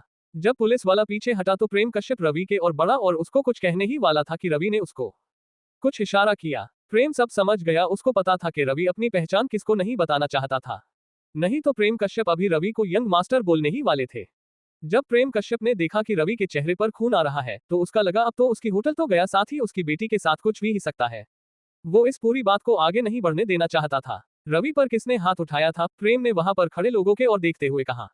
जब मैनेजर ने सुना कि प्रेम उसके बारे में ही पूछ रहे हैं तो उसको लगा वो मैनेजर को रिवार्ड देने वाले हैं, क्योंकि उसने उसकी बेटी का सपोर्ट किया है। सर, ये मैंने किया था, मैनेजर ने मुस्कुराते हुए प्रेम से कहा। जब प्रेम ने देखा कि मैनेजर ये बात बोलते हुए हंस रहा था तो उसका दिमाग और खराब हो गया। अगले ही पल पूरे हॉल में चांटों की आवाज आने लगी। प्रेम ने मैनेजर को थप्पड़ लगाने शुरू कर दिया। जब मैनेजर ने देखा कि प्रेम उसको थप्पड़ लगाए जा रहे थे तो वो रोने लगा। जब आरती ने देखा कि उसके पापा रवि के बजाय मैनेजर को मार रहे तो उसको कुछ समझ नहीं आया। पापा, आप ये क्या कर रहे हो? आप इस भिखारी के लिए अपने मैनेजर को मार रहे हो? आरती ने चिल्लाते हुए पापा से कहा। जब प्रेम ने अपनी बेटी की बात सुनी तो उसे लगा कि अब उसके परिवार को कोई नहीं बचा सकता। अगर रवि को गुस्सा आ गया तो कुछ भी हो सकता था। तभी फिर से हॉल में चांटों की फिर से आवाज आने लगी। इस बार चांटे आरती के गाल पर पड़े थे। आरती को एक पल के लिए तो कुछ समझ नहीं आया। उसके पापा उसको भी कभी थप्पड़ मार सकते हैं। वो अपने पापा की सबसे लाडली बेटी थी। इधर प्रेम भी आरती को थप्पड़ नहीं मारना चाहता था, पर उसकी भी मजबूरी थी। वो अपनी बेटी के लिए रवि को नाराज नहीं करना चाहता था। अब आगे क्या होगा? क्या होगा जब आरती को रवि के बारे में पता चलेगा? क्या रवि आरती और प्रेम के साथ कुछ करेगा? जानने के लिए पढ़े अगला chapter only on Pocket FM को। अगर नोवेल अच्छा लग रहा है तो लाइक करना और नोवेल को रेटिंग भी देना। आपकी रेटिंग मेरे लिए ये एक मोटिवेशन की तरह है। To be continued. CH9 Ravi का सच। जब प्रेम कश्यप ने अपनी बेटी के मुंह से रवि के बारे में गलत सुना तो उसे लगा कि अब तो उसको और उसकी बेटी को कोई नहीं बचा सकता, इसलिए उसने अपनी बेटी को थप्पड़ लगा दिया। जब आरती ने देखा कि उसके पापा ने उसको थप्पड़ लगा दिया तो एक बार तो उसको भी विश्वास नहीं हुआ। फिर उसने चिल्लाते हुए अपने पापा को कहा, पापा आपको हो क्या गया तो है? आप इस आदमी के लिए अपनी बेटी पर हाथ उठाया है। आपने सच में ऐसा किया है, वो भी इस भिखारी के लिए? जब प्रेम कश्यप ने देखा कि अब रवि को और गुस्सा आया तो कुछ भी हो सकता था। वो अपनी बेटी को कैसे भी चुप करवाना चाहता था। उसने अपनी बेटी का हाथ पकड़ा और उसे रवि और बाकी लोगों से दूर ले गया। तुम जानती भी हो जिससे तुम इस तरह बात कर रही हो वो कौन है? वो रवि अग्निहोत्री है, अग्निहोत्री एंड कंपनी का होने वाला वारिस, प्रेम ने अपनी बेटी को बताया। जब आरती ने ये सुना तो उसको भी चक्कर आने लगे, पर वो ये भी नहीं जानती थी कि अग्निहोत्री परिवार की ताकत कितनी है। जब उसके पापा ने उसको अग्निहोत्री परिवार के बारे में बताया कि वो कश्यप फैमिली को कभी भी बर्बाद कर सकता है, तो आरती का तो दिल ही बैठ गया। उसे समझ नहीं आ रहा था कि क्या किया जाए। अब उसे लगा कि रवि के पैरों में गिरकर उससे माफी मांगनी चाहिए। उसने आप देखा ना ताब झट से रवि के पैरों में गिरकर रोने लगी और माफी मांगने लगी। जब होटल के स्टाफ और वहां के लोगों ने देखा कि होटल के मालिक की बेटी एक गरीब से दिखने वाले आदमी के पैरों में गिरकर माफी मांग रही है, तो उनको कुछ समझ नहीं आया। सर मुझे माफ कर दो प्लीज सर, मुझसे गलती हो गई, आरती ने लगभग रोते हुए कहा। रवि अब होटल में कोई इश्यू नहीं बनाना चाहता था, इसलिए उसने आरती को माफ कर दिया। पर वो मैनेजर की ओर बढ़ा और उसने मैनेजर को वहां से उठाया और प्रेम को कहा, आप अब इसके साथ क्या करेंगे ये मैं आप पर निर्भर करता है। मुझे अब कोई नया इश्यू नहीं चाहिए, और पुलिस को भी यहाँ से जाने को बोलो। प्रेम ने पुलिस को वहां से जाने के लिए बोल दिया। पर प्रेम कश्यप रवि को नाराज नहीं कर सकता था। वो इस छोटी सी गलती के कारण रवि से अपने रिश्ते नहीं बिगड़ना चाहता था। वो रवि को अपनी तरफ करना चाहता था। वो रवि के पास गया और उससे बोला, सर आपने हमें माफ तो कर दिया है, पर मैं और मेरी बेटी इस माफी के लायक नहीं थे, इसलिए मैं आपको के गिफ्ट देना चाहता हूँ, प्लीज मना मत करना। रवि कोई गिफ्ट नहीं लेना चाहता था, पर प्रेम के इतने रिक्वेस्ट पर वो मान गया। प्रेम ने अपना फोन निकाला और अपने अकाउंटेंट को फोन किया। कुछ ही देर में उसका अकाउंटेंट वहां आ गया। उसने कुछ पेपर्स प्रेम को दिए और बोला, सर ये इस होटल के पेपर्स है, अब से ये होटल मैंने आपके नाम कर दिया है। रवि ने जब ये सुन तो वो शॉक्ड हो गया। उसे विश्वास नहीं हो रहा था कि इतनी बड़ी होटल कोई ऐसे ही किसको गिफ्ट कैसे दे सकता है। वो इतना बड़ा गिफ्ट नहीं लेना चाहता था, पर उसने प्रेम को पहले ही हाँ बोल दिया था, इसलिए रवि ने मना नहीं किया। कुछ ही देर में सारी होटल का मालिक रवि हो गया था। प्रेम को लगा इस गिफ्ट से शायद रवि और उसके रिश्ते सही हो जाएंगे। जल्दी ये पूरा मामला सही हो गया। सब लोग अपने अपने काम में लग गए। रवि अब वापस जाना चाहता रहा, पर उसे लगा अब पार्टी में जाने का कोई फायदा नहीं है। वो पार्किंग में गया और श्रेया की गाड़ी में जाकर बैठ गया और श्रेया और निखिल का इंतजार करने लगा। जब पार्टी खत्म हो गई तो श्रेया और निखिल जब अपनी गाड़ी की ओर आए तो देखा कि रवि पहले से वहां पर मौजूद था। दोनों को कुछ समझ नहीं आया कि रवि यहाँ कैसे, पर वो रवि को इस बारे में बात करके परेशान नहीं करना चाहते थे। जब रवि ने गाड़ी स्टार्ट की और वहां से निकलने ही वाला था कि इतने में गाड़ी के सामने आकाश और उसके दोस्त आ गए। रवि को समझ आ गया था कि वो वहां पर उसका मजाक उड़ाने आए थे। आकाश रवि के गाड़ी के पास आया और उसका मजाक उड़ाते हुए बोला, क्यों रवि, आज तो तेरी खूब पिटाई हुए होगी, तुझे गार्ड ने बहुत मारा भी होगा, बेचारा अपनी स्पॉन्सर्ड पार्टी में खुद के बेइज्जती करवा ली। ये बोलकर वो सभी लोग हंसने लगे। रवि उसने बहस नहीं करना चाहता था। रवि चाहता तो वो आकाश को वही गार्ड ने इस होटल से बाहर निकलवा सकता था। वो होटल उसका जो हो चुका था। रवि जैसे ही वहां से गाड़ी लेकर निकलने वाला था, इतने में ही पीछे से एक आवाज आई, सर रुकिए। ये आवाज आरती की थी। वो रवि से फिर से माफी मांगना चाहती थी। वो रवि के पास आए और बोली, सर आज की गलतफहमी के लिए मुझे माफ कर दीजिए। आप मुझे माफ कर देंगे तो मुझे फिर कोई गिल्ट नहीं रहेगा।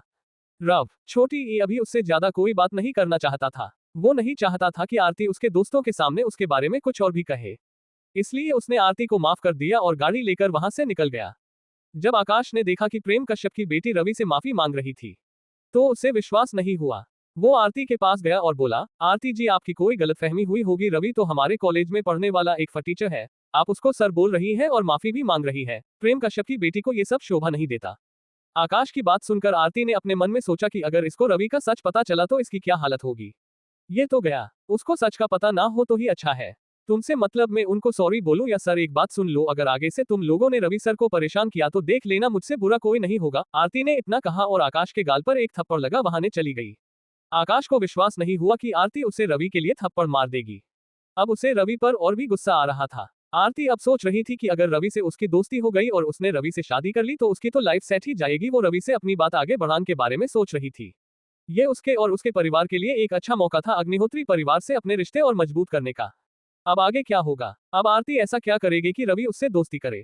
क्या आरती रवि को फंसा लेगी या कोई और है रवि के दिल में? जानने के लिए पढ़ते रही love of a millionaire only on pocket novel CH10 तमाशा।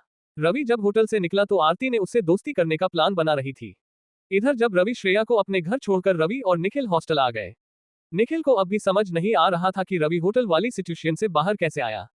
प्रेम कश्यप की बेटी उसे सर क्यों कह रही थी? निखिल ने जब रवि से पूछा तो रवि ने उसे लंबी कहानी है ऐसा बोलकर टाल दिया। निखिल अब रवि से और कुछ नहीं पूछ पाया। अगले दिन जब रवि श्रेया को लेने के लिए उसके घर गया तो पता चला कि श्रेया आज कॉलेज नहीं जाने वाली है। रवि अकेला ही कॉलेज के लिए निकल गया। जब रवि कॉलेज के लिए जा ही रहा था कि रवि ने सड़क के किनारे कुछ भीड़ देखी। रवि ने जब जाकर देखा तो एक आदमी एक लड़की और एक महिला को परेशान कर रहे थे और बाकी लोग सड़क पर उनकी वीडियो बना रहे थे। रवि ने देखा कि वो लड़की करीब 20 साल की थी और महिला देखने में उसकी मां लग रही थी। वो लड़की बहुत खूबसूरत भी थी। रवि तो उसको एक बार के लिए देखता ही रह गया। तभी वो आदमी चिल्लाते हुए बोला, तुम माँ बेटी को समझ नहीं आ रहा कि तुमने दोनों ने मेरी इतनी महंगी गाड़ी को तुम्हारी इस स्कूटी से स्क्रैच लगा दिया है। ये गाड़ी कितनी महंगी है, मुझे इसके 1 लाख रुपए दो, नहीं तो मैं तुम दोनों को यहाँ से नहीं जाने दूंगा। तभी वो लड़की बोली, देखिए इसमें हमारी कोई गलती नहीं है, आपकी गाड़ी हमारी स्कूटी से आकर टकरा गई थी और आप हमसे पैसे मांग रहे हो। आप जानती भी है ये गाड़ी किसकी है। अगर इस गाड़ी के मालिक को पता चला तो वो आपके साथ क्या करेंगे आप सोच भी नहीं सकते हैं। उस आदमी ने गुस्से से उन दोनों को देखते हुए कहा। रवि उस लड़की को देखकर कुछ अजीब से फील कर रहा था। वो उस लड़की के साहस से बहुत प्रभावित हो गया था। रवि उसे इस मुसीबत से बचाना चाहता था पर कैसे, उसे भी समझ नहीं आ रहा था। तभी उस आदमी ने किसको फोन लगा दिया और बोला, मैडम किसने आपकी गाड़ी को डैमेज कर दिया है और वो पैसे देने से भी मना कर रही है। मैंने उनको आपके बारे में भी बताया फिर भी वो पैसे नहीं दे रही है। उधर से आवाज आई, तुम अभी कहाँ हो, मैंने बोला था ना कि 10 मिनट में गाड़ी लेकर आओ। मैडम मैं अभी पार्लर के आगे ही हूँ, आप आ जाए, मैं गेट के बाहर के हूँ, उस आदमी ने कहा। वो आदमी देखने में उसका ड्राइवर था। तभी वो लड़की खड़ी हुई और बोली, मुझे किसी से डर नहीं लगता, बोला तो अपनी मैडम को हमारी कोई गलती ही नहीं है तो हम क्यों दे पैसे। लड़की ने इतना कहा ही था कि पीछे से किसने उसके गाल पर एक थप्पड़ लगा दिया। वो और कोई नहीं उस गाड़ी के मालिक थी। वो फिर से उस लड़की को थप्पड़ मारने ही वाली थी कि इतने में किसने उसका हाथ पकड़ लिया। वो और कोई नहीं रवि ही था। आप अपनी लिमिट क्रॉस कर रही हैं मैडम। एक तो आपके ड्राइवर के गलती के कारण इनको इतना परेशानी हुई और आप इनको डरा कर पैसे भी लेना चाहती हो। रवि ने गुस्से से उस महिला को कहा, तुम कौन हो हम दोनों के बीच में बोलने वाले। तुम्हें पता भी है मैं कौन हूँ और तुम जैसे भिखारी को जानने की जरूरत भी नहीं है, उसने रवि को घूरते हुए कहा। मुझे आपको जानने की कोई जरूरत नहीं है, आप जो भी हो मुझे कोई फर्क नहीं पड़ता, पर आप ऐसे ही किसको परेशान नहीं कर सकते, रवि ने उस महिला से कहा। इधर जब उस महिला और लड़की जो थप्पड़ खाने के बाद नीचे गिर गई थी, उसने देखा कि रवि उस अमीर महिला से उनके लिए पंगा ले रहा था। रवि ने उस अमीर महिला से जोर से बोलते हुए कहा, आप चाहे कोई भी हो, आप अपनी हद में रहो, आप अमीर हो उसका मतलब किसको भी परेशान करोगी। वो अमीर महिला रवि की आंखें देखकर ही डर गई थी। वो उसे सबक तो सीखना चाहती थी पर वो अब कुछ नहीं कर सकती थी। वो अपनी गाड़ी में बैठकर वहां से चली गई, पर उसने अपने मन में रवि से बदला लेने का सोच लिया था। जब वो महिला वहां से चली गई तो रवि ने उस लड़की की मां को वहां से उठाया। उसने रवि को थैंक यू कहा। उस लड़की ने भी रवि को थैंक यू कहा। रवि उसके लिए अपने दिल में फीलिंग्स महसूस कर रहा था, जो उसने आज से पहले किसी भी लड़की के लिए महसूस नहीं की थी। वो आज भी सिग्नल था। वो प्यार जैसी चीजों पर विश्वास नहीं करता था, पर उस लड़की को देखकर रवि को कुछ अलग सा लगा। रवि ने उनकी स्कूटी की सही किया और वहां से कॉलेज के लिए निकल गया। रवि जल्दी से अपनी क्लास में गया। वो आज उस तमाशे की वजह से काफी लेट भी हो गया था। रवि जल्दी से अपनी सीट पर जाकर बैठ गया। तभी क्लास में प्रिंसिपल आए। उनके साथ कोई था। रवि ने जब उसको देखा तो उसको लगा उसने उसे कहीं देखा है। वो दिखने में इतनी खूबसूरत थी कि रवि तो उसकी ओर देखते ही रह गया। वो वही लड़की थी जिसको रवि ने सड़क पर हेल्प की थी। रवि ने उसे अब जाकर गौर से देखा था। सच में वो बहुत खूबसूरत थी। वो काफी सिंपल कपड़ों में भी बहुत जच रही थी। रवि उसकी इसी बात पर उस पर फिदा हो गया था। ये क्लास में न्यू स्टूडेंट है, इनका नाम है मोनिका, प्रिंसिपल ने सबको बताया।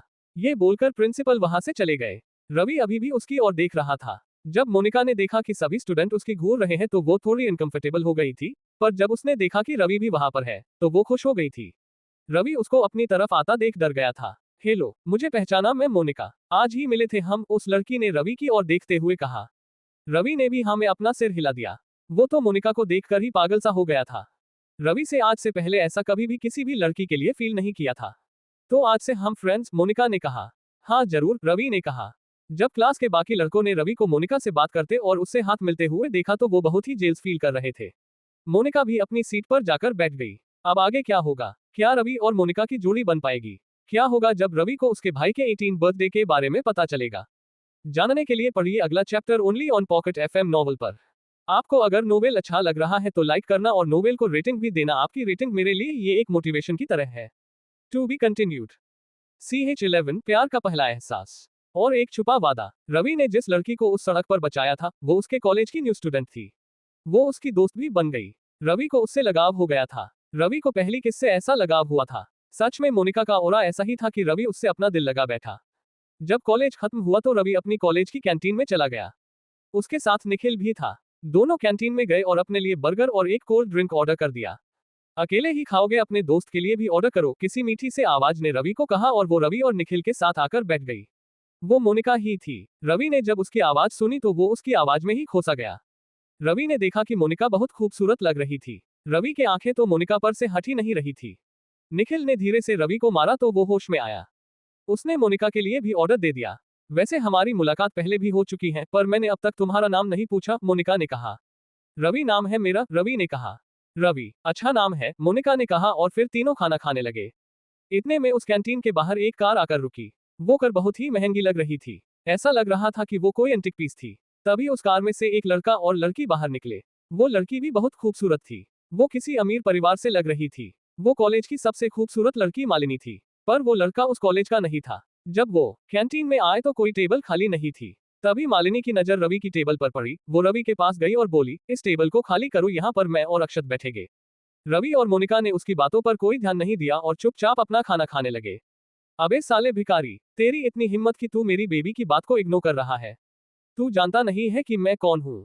चुपचाप ये टेबल खाली करके यहाँ से चलते बनो, नहीं तो यहाँ से बिना पैरों के घर जाओगे, अक्षत रवि को कहा। रवि ने अभी भी उसकी बात पर की ध्यान नहीं दिया। इस बार अक्षत को रवि का इग्नोर करना अच्छा नहीं लगा। उसने रवि की कॉलर पकड़ ली। रवि ने जब देखा कि अक्षत ने उसकी कॉलर पकड़ ली थी तो उसको भी गुस्सा आ गया। कॉलर छोड़ दे वरना अच्छा नहीं होगा, रवि ने अक्षत को कहा। वरना क्या है, मुझे धमकी दे रहा है तू? जानता नहीं है मैं कौन हूँ, अक्षत ने कहा। रवि आगे कुछ कहने ही वाला था कि इतने में मोनिका ने उसका हाथ पकड़ लिया। उसको कुछ ना ही करने को कहा। रवि को मोनिका का छूना ऐसा लगा जैसे कोई काट। रवि ने ऐसा पहले कभी महसूस नहीं किया था। वो मोनिका कहने पर उस टेबल से उठ गया। तीनों ने तब तक अपना खाना भी पूरा कर लिया था। तीनों ने अपना बिल पे किया और निकलने ही वाले थे कि इतने में रवि के फोन पर एक फोन आया। रवि ने जब उसको उठाया तो रवि के चेहरे पर टेंशन आ गया। वो वहां से भागता हुआ चला गया। निखिल को कुछ समझ नहीं आया कि आखिर वो कॉल किसका था। रवि के पास फोन उसके पापा का आया था। उसके पापा ने जल्दी से उसको मिलने के लिए बुलाया था। रवि को लगा कोई टेंशन होगा, वरना रवि कभी भी मिलने नहीं जाता। रवि को फोन पर एड्रेस मिल गया था। रवि जल्द ही एक आलीशान बंगले के आगे पहुंच गया। वो अग्निहोत्री परिवार का एक बंगला था जो सिर्फ जरूरी काम के लिए यूज होता था। रवि को समझ नहीं आया कि उसके पापा ने उसको वहां पर क्यों बुलाया था। रवि जल्दी ने उस बंगले पर पहुंच गया। वहां पर उसे एक रूम में ले जाया गया। वो रूम दिखने में किसी वीआईपी रूम जैसा था। सामने एक बड़ा से स्क्रीन लगा हुआ था। पास में टेबल पर खाना रखा हुआ था। रवि चुपचाप जाकर सोफे पर बैठ गया। तभी रूम की लाइट्स बंद हो गई। रवि कुछ समझ पाता कि इतने में रूम में लगी बड़ी सी स्क्रीन चालू हो गई। उसमें उसके पापा वीडियो कॉल पर थे। रवि ने इतने दिनों बाद अपने पापा को देखा था। रवि थोड़ा नर्वस भी था। तभी उसके पापा ने उससे कहा, कैसे हो रवि बेटा?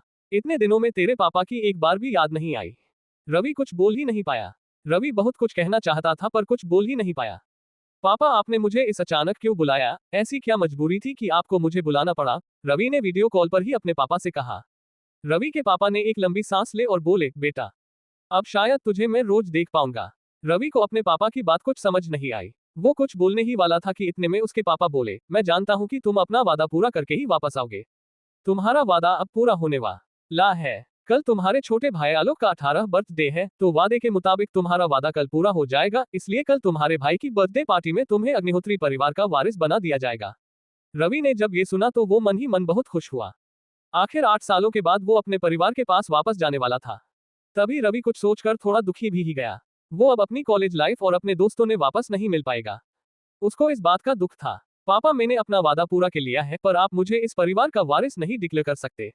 मैं अपनी इसी पहचान के साथ रहना चाहता हूँ। मैं भले ही इस परिवार से जुड़ गया पर मैं रहूंगा अपनी उसी लाइफ में। मैं अब परिवार का बेटा बनकर ही रहूंगा। पर मेरी पहचान के बारे में किसको भी पता नहीं चला चाहे। रवि ने अपनी बात अपने पापा से कही। रवि के पापा उसके इस बात को समझ नहीं पा रहे थे। वो रवि को इस परिवार का पूरा जिम्मा देना चाहते थे, पर रवि ऐसा नहीं चाहता था।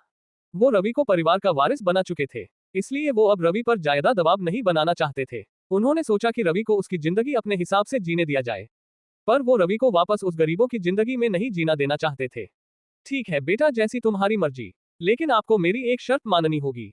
तुम आज से ही तुम्हारे नए बंगले में रहोगे। इतना कहकर उन्होंने अपने आदमी को कुछ इशारा किया। उनके आदमी ने रवि को एक चाबी दी और एक लिमिटलेस डायमंड क्रेडिट कार्ड दिया। उस पर रवि का नाम लिखा था। रवि ने वो लिया और वहां से जाने लगा। तभी उस आदमी ने रवि को रोककर एक और कार्ड दिया। वो बर्थडे पार्टी का कार्ड था। रवि वो सब लेकर अपनी हॉस्टल में आ गया। अब आगे क्या होगा, कैसे रवि अपनी जिंदगी को जिएगा, क्या होगा उस बर्थडे पार्टी में, जानने के लिए पढ़ते रहिए अगला chapter only on Pocket FM novel. आपको अगर नोवेल अच्छा लग रहा है तो लाइक करना और नोवेल को रेटिंग भी देना। आपकी रेटिंग मेरे लिए ये एक मोटिवेशन की तरह है। To be continued. CH12 bank blunder. Ravi अपने पापा से मिलकर वापस अपनी हॉस्टल आ गया था। रवि अब पहले से अलग वाला रवि था। वो अब एक बहुत अमीर आदमी था। रवि इस बात से खुश था कि उसने अपने पापा का वादा पूरा किया, पर उसे अपनी पुरानी पहचान खोने का भी डर था। वो अपनी एक अलग पहचान बना चुका था। भले ही वो एक ड्राइवर था, पर वो उसकी 8 साल की पहचान थी। अपनी पहचान को ऐसे ही पीछे छोड़ देना बहुत मुश्किल होता है। रवि ने अब डिसाइड किया कि वो अपनी दोनों पहचान में रहेगा। रवि अपना कॉलेज भी वैसे ही नहीं रखना चाहता था जैसे पहले था। रवि को याद आया कि उसे अपने क्रेडिट कार्ड का पिन भी पता करने के लिए बैंक जाना था। साथ ही अपने बैंक अकाउंट को रीन्यू भी करवाना था। रवि अब सीधे सिटी बैंक पहुंचा। वो देश का सबसे बड़ा बैंक था। उस बैंक में सिर्फ उन्हीं लोगों का अकाउंट होता था जिनके खाते में कम से कम 100 करोड़ रुपए हो। रवि जब बैंक के अंदर पहुंचा तो उसका हुलिया पहले जैसे ही था। वो अपने पुराने कपड़ों में ही था। रवि को बैंक के गार्ड ने रोका तो नहीं, पर वो उससे घूर जरूर रहा था। रवि ने उसको नजरअंदाज किया और सीधा रिसेप्शन पर चला गया। वहां पर उसने रिसेप्शनिस्ट ने बैंक मैनेजर के ऑफिस के बारे में पूछा। रिसेप्शनिस्ट को रवि को हुलिया देखकर उस पर शक हुआ, पर वो ऐसे ही किसको बैंक मैनेजर से मिलने नहीं दे सकती थी। तभी वहां पर एक जवान लड़की आई। उस लड़की को देखकर रिसेप्शनिस्ट ने कहा, कियारा मैडम ये मैनेजर से मिलना चाहते हैं। उसने रवि की ओर इशारा करते हुए कहा। कियारा बैंक की को मैनेजर थी। उसने रवि हुलिया देखा, फिर उसने रवि को इग्नोर कर हुए रिसेप्शनिस्ट से कहा, उदित सर अभी बिजी है, वो किसी से नहीं मिला सकते। रवि को उनका ये बर्ताव पसंद नहीं आया। वो मैनेजर से सच में मिलना चाहता था, पर कियारा उसकी बातों को इग्नोर कर रही थी। आप इस बैंक की को मैनेजर हैं तो आप ही कर दो मेरा काम, रवि ने कहा। कौन सा काम, कियारा ने कहा। मेरा बैंक अकाउंट रिन्यू करना है और मेरे क्रेडिट कार्ड का पिन भी चेंज करना है, रवि ने कहा। रवि की बात सुनकर कियारा को एक पल के लिए शौक लगा, पर अगले ही पल वो हंसने लगी। क्या तुम्हारा अकाउंट, तुम्हारा क्रेडिट कार्ड, सकल देखो अपनी इस बैंक का सफाई वाला तुमसे ज्यादा कमाता है और तू अपना अकाउंट रिन्यू करना है, कियारा ने अपना पेट पकड़ते हुए कहा। रवि को उसकी बात सुनकर गुस्सा आने लगा था। वो अब कियारा से कोई बात नहीं करना चाहता था। उसने कियारा को कहा, देखिए मैडम मैं अब आपसे कोई बात नहीं करना चाहता, आप मैनेजर को बुला कर लाओ। रवि की बात सुनकर कियारा को गुस्सा आ गया। उसने कहा, तुम्हारे जैसे लोगों के लिए सर के पास टाइम नहीं है। रवि को अब और गुस्सा आ रहा था। उसने अपनी जेब से अपना क्रेडिट कार्ड निकाला और कियारा को दे दिया। जब कियारा ने क्रेडिट कार्ड देखा तो शॉक हो गई। उसको समझ नहीं आ रहा था कि इसके पास ये कार्ड कैसे। अब उसको रवि चोर लगने लगा था। सिक्योरिटी, कियारा ने चिल्लाते हुए कहा। जब रवि ने कियारा के मुंह से ये सुना तो उसको कुछ समझ नहीं आया। तभी कुछ गार्ड वहां आ गए। इस चोर को पकड़ कर रखो, इसने हमारे किसी कस्टमर का क्रेडिट कार्ड चोरी कर लिया है और अब पिन चेंज करवाना चाहता है, कियारा ने कहा। रवि को उसकी ये बात सुनकर गुस्सा आ गया। वो कियारा के और बढ़ाने वाला था कि कुछ गार्ड ने उसको पकड़ लिया। रवि के लिए अब ये सब बर्दाश्त से बाहर हो रहा था। रवि अपनी पहचान छिपना चाहता था, इसलिए उसने कुछ नहीं किया। कियारा ने पुलिस को भी फोन कर दिया। रवि को लगा अब तो कुछ नहीं हो सकता इस बैंक का। उसने भी अपनी पकड़ कम कर ली। कियारा वहां से रवि का क्रेडिट कार्ड लेकर मैनेजर उदित के केबिन में चली गई। इधर वो गार्ड रवि को बहुत सुना रहे थे। रवि ने उनकी बात कर कोई ध्यान नहीं दिया। वो रवि को बार बार चोर बोल रहे थे। रवि को अब और गुस्सा आने लगा था। जब कियारा मैनेजर की केबिन में गई तो मैनेजर आराम से अपनी सीट पर बैठा सो रहा था। सर, डिस्टर्ब करने के लिए सॉरी, पर एक चोर ने हमारे कस्टमर का क्रेडिट कार्ड चोरी कर लिया था और वो पिन चेंज करवाने के लिए यहाँ आया था, पर मैंने उसे पकड़ लिया, कियारा ने खुशी से कहा। उसको लगा इससे उसको प्रमोशन हो सकता है। जब मैनेजर ने उसकी बात सुनी तो वो अचानक से अपनी सीट से खड़ा हुआ और बोला, कहाँ है वो क्रेडिट कार्ड। कियारा ने उदित को वो कार्ड दिया। जैसे ही मैनेजर ने उस कार्ड पर लिखा नाम पढ़ा, उसको सांस आनी ही बंद हो गई। उसके माथे पर पसीने अपने लगे। कियारा उसको ऐसे देखकर डर गई। उसको समझ नहीं आया हुआ क्या ये कार्ड कौन लेकर आया था और अभी कहाँ है वो। मैनेजर ने कियारा ने डरते हुए पूछा। वो भिखारी अभी बाहर ही है, गार्ड ने उसको पकड़ कर रखा है, कियारा ने कहा। कियारा को लगा उदित भी उसको सजा देगा, पर इतने में ही उसकी गाल पर एक जोर का थप्पड़ लग गया। मैनेजर ने कियारा का थप्पड़ लगाया था। कियारा को कुछ समझ नहीं आया कि आखिर ऐसा हुआ क्या था। मैनेजर ने कियारा का जवाब सुने बिना ही बाहर चला गया। कियारा भी उसके पीछे पीछे बाहर आ गई। जब मैनेजर बाहर आया तो गार्ड रवि को पकड़कर बाहर के ओर ले जा रहे थे। मैनेजर ने जब देखा कि रवि को गार्ड बाहर ले जा रहे हैं तो उसको पसीना आने लगा। वो और ज्यादा डर गया था। उसे लगा कि अगर आज रवि को कुछ भी हुआ तो शायद इस बैंक के लिए मुसीबत आ सकती थी। वहीं पर रुक जाओ और रवि सर को छोड़ दो, मैनेजर ने चिल्लाते हुए कहा। जब उन गार्ड्स और कियारा ने ये सुना कि बैंक मैनेजर रवि को सर बोल रहा है तो उनको विश्वास ही नहीं हुआ। मैनेजर गुस्से से आगे बढ़ा और गार्ड को थप्पड़ लगा दिया। एक बार बोल दिया, समझ नहीं आ रहा क्या, रवि सर को छोड़ दो अभी, मैनेजर ने चिल्लाते हुए कहा। अब आगे क्या होगा जब कियारा और बाकी लोगों को रवि के बारे में पता चलेगा। क्या रवि उन सबको माफ कर देगा या सजा देगा? जानने के लिए पढ़ते रहिए अगला भाग only on Pocket FM। Novel, अगर यह नॉवल आपको अच्छा लगा हो तो नॉवल को रेटिंग देना मत भूलना और एज स्टोरी में कुछ अच्छा ऐड करना हो या स्टोरी के बारे में कुछ भी कहना हो तो कमेंट जरूर करना। CH13 औकात तो अब दिखेगी। जब कियारा ने बैंक मैनेजर को क्रेडिट कार्ड दिया तो उसकी जान हलक में आ गई। वो जब बाहर आया तो गार्ड रवि को पकड़कर बाहर ले जा रहे थे। मैनेजर ने गार्ड को थप्पड़ मारकर रवि को छोड़ने के लिए कहा। जब मैनेजर ने ऐसा कहा तो गार्ड और कियारा दोनों को कुछ समझ नहीं आया। उनको समझ नहीं आ रहा था कि उदित रवि को सर क्यों कह रहा था। उदित अपने आप में सिटी का एक जाना माना नाम था। वो एक तरह से मैनेजर कम माफिया ज्यादा था। ये बात सबको पता थी। सिटी में उदित का राज चलता था। पर आज उदित एक भिखारी जैसे दिखने वाले आदमी से डर रहा था और सर भी बोल रहा था। उनके लिए ये बात कुछ हजम नहीं हुई। जब सब लोग ये सोच रहे थे, इतने में उदित रवि के पैरों में गिरकर रोने लगा। उदित को रवि के बारे में सब पता था। वो रवि का बैंक अकाउंट देखता था। जब सब लोगों ने मैनेजर को रवि के पैरों में गिरा देखा तो सबके होश ही उड़ गए। किसको अपनी आंखों पर विश्वास नहीं हो रहा था। रवि सर, मुझे माफ कर दो, मुझे नहीं पता था कि आप यहाँ आने वाले हो, नहीं तो मैं खुद आपको अटेंड करने आता। सर, मेरे स्टाफ के गलतियों की सजा आप इस बैंक को मत देना, नहीं तो मैं बर्बाद हो जाऊंगा, मैनेजर ने रोते हुए रवि से कहा। रवि को समझ आ गया था कि उदित को उसके बारे में सब पता है। अब उसको लगा कहीं उदित उसकी पहचान किसको बता ना दे। अब रवि कियारा की तरफ देखने लगा। रवि को अपनी ओर देखता देख कियारा का गले का पानी ही सूख गया। उसको लगा अब तो उसकी नौकरी और उसकी जिंदगी दोनों खतरे में है। जब उदित जैसा बड़ा आदमी रवि के सामने भीख मांग रहा है, वो तो रवि के सामने एक चूहे के समान है। जब मैनेजर ने देखा कि रवि कियारा की तरफ देख रहा है तो उसको सब समझ आ गया। वो रवि के पैरों से उठा और कियारा को जाकर 2 थप्पड़ लगा दिए। तुम्हारी हिम्मत कैसे हुई रवि सर को भिखारी और चोर बोलने की? आगे उन्होंने मुझसे मिलने के लिए कहा था तो मुझसे मिलवाने के लिए मेरे ऑफिस में लेकर आना था, मैनेजर ने कियारा को एक और थप्पड़ मारते हुए कहा। सर, मुझे माफ कर दो, मुझे पता नहीं था कि ये कौन है। मैंने इनके हाथ में जब क्रेडिट कार्ड देखा और इनका हुलिया देखा तो मुझे लगा ये चोर है, कियारा ने अपनी गर्दन नीचे झुकाते हुए कहा। इसका क्या मतलब है कि अगर कोई अच्छे कपड़े नहीं पहन कर आया है वो बैंक में अपना अकाउंट नहीं रख सकता? रवि ने कहा। कियारा कुछ कहने ही वाली थी कि इतने में बैंक के बाहर पुलिस की जीप आकर रुक गई। जब मैनेजर ने किया की ओर देखा तो उसको सब समझ आ गया कि ये कियारा का काम है। अब मैनेजर को लगा अगर ये मामला आगे बढ़ा तो उसके बैंक के लिए ये एक खतरा हो सकता था। जब पुलिस अधीक्षक बैंक में आए और चोर के बारे में पूछने लगे, किसने कोई जवाब नहीं दिया। यहाँ पर कियारा कौन है? उन्होंने हमें बैंक में चोर की जानकारी दी थी, पुलिस अधीक्षक ने कहा। अपना नाम सुनकर कियारा और डर गई। उसको समझ नहीं आ रहा था कि वो अब क्या करे। सर, कियारा को एक गलतफहमी हो गई थी, बैंक में कोई चोर नहीं आया था, वो हमारा एक कस्टमर ही था। कियारा यहाँ पर नई है, उसको कुछ पता नहीं था, मैनेजर ने बात को संभालते हुए कहा। इसका क्या मतलब है? आप पुलिस का टाइम बर्बाद करेंगे? अगर आपको पूरी बात नहीं पता तो आप फोन क्यों करते हो? पुलिस अधीक्षक ने कहा और वार्निंग देकर वहां से चले गए। जब पुलिस वहां से चली गई तो कियारा की जान में जान आई, पर वो अभी भी डरी हुई थी। उसको इस बात का डर था कि रवि एक अमीर बाप की औलाद है। उसको पता था कि अमीरों की औलाद ऐसी ही होती है। उसको लगा रवि उसको कोई बड़ी सजा जरूर देगा, पर रवि ऐसा नहीं था। वो बाकी अमीरों के बच्चों जैसा बिगड़ा हुआ नहीं था। उसने भी गरीबी को करीब से देखा था। वो सबकी बहुत इज्जत भी करता था। सर, आप हमें जो सजा दे वो दे सकते हैं, मैनेजर ने कहा। रवि अब कुछ सोचने लगा और उसने आगे कहा, मैनेजर, उसमें कियारा और आपकी कोई गलती नहीं है, शायद आपके बैंक में गरीबों के साथ ऐसा ही किया जाता है। आगे से ध्यान रखना कि किसके भी साथ ऐसा गलत व्यवहार न हो। जब कियारा ने रवि की बात सुनी तो वो बहुत खुश हो गई। उसे रवि से इस तरह की बात की उम्मीद बिल्कुल नहीं थी। अब उसको अपने आप पर शर्म भी आने लगी थी कि उसने रवि के बारे में बहुत गलत सोच लिया था। अब उसके दिल में रवि के लिए इज्जत बढ़ गई थी। सर, लेकिन आप ये तो बता दो कि ये रवि सर कौन है, ताकि अगर अगली बार मुझसे कोई गलती ना हो, कियारा ने मैनेजर से पूछा।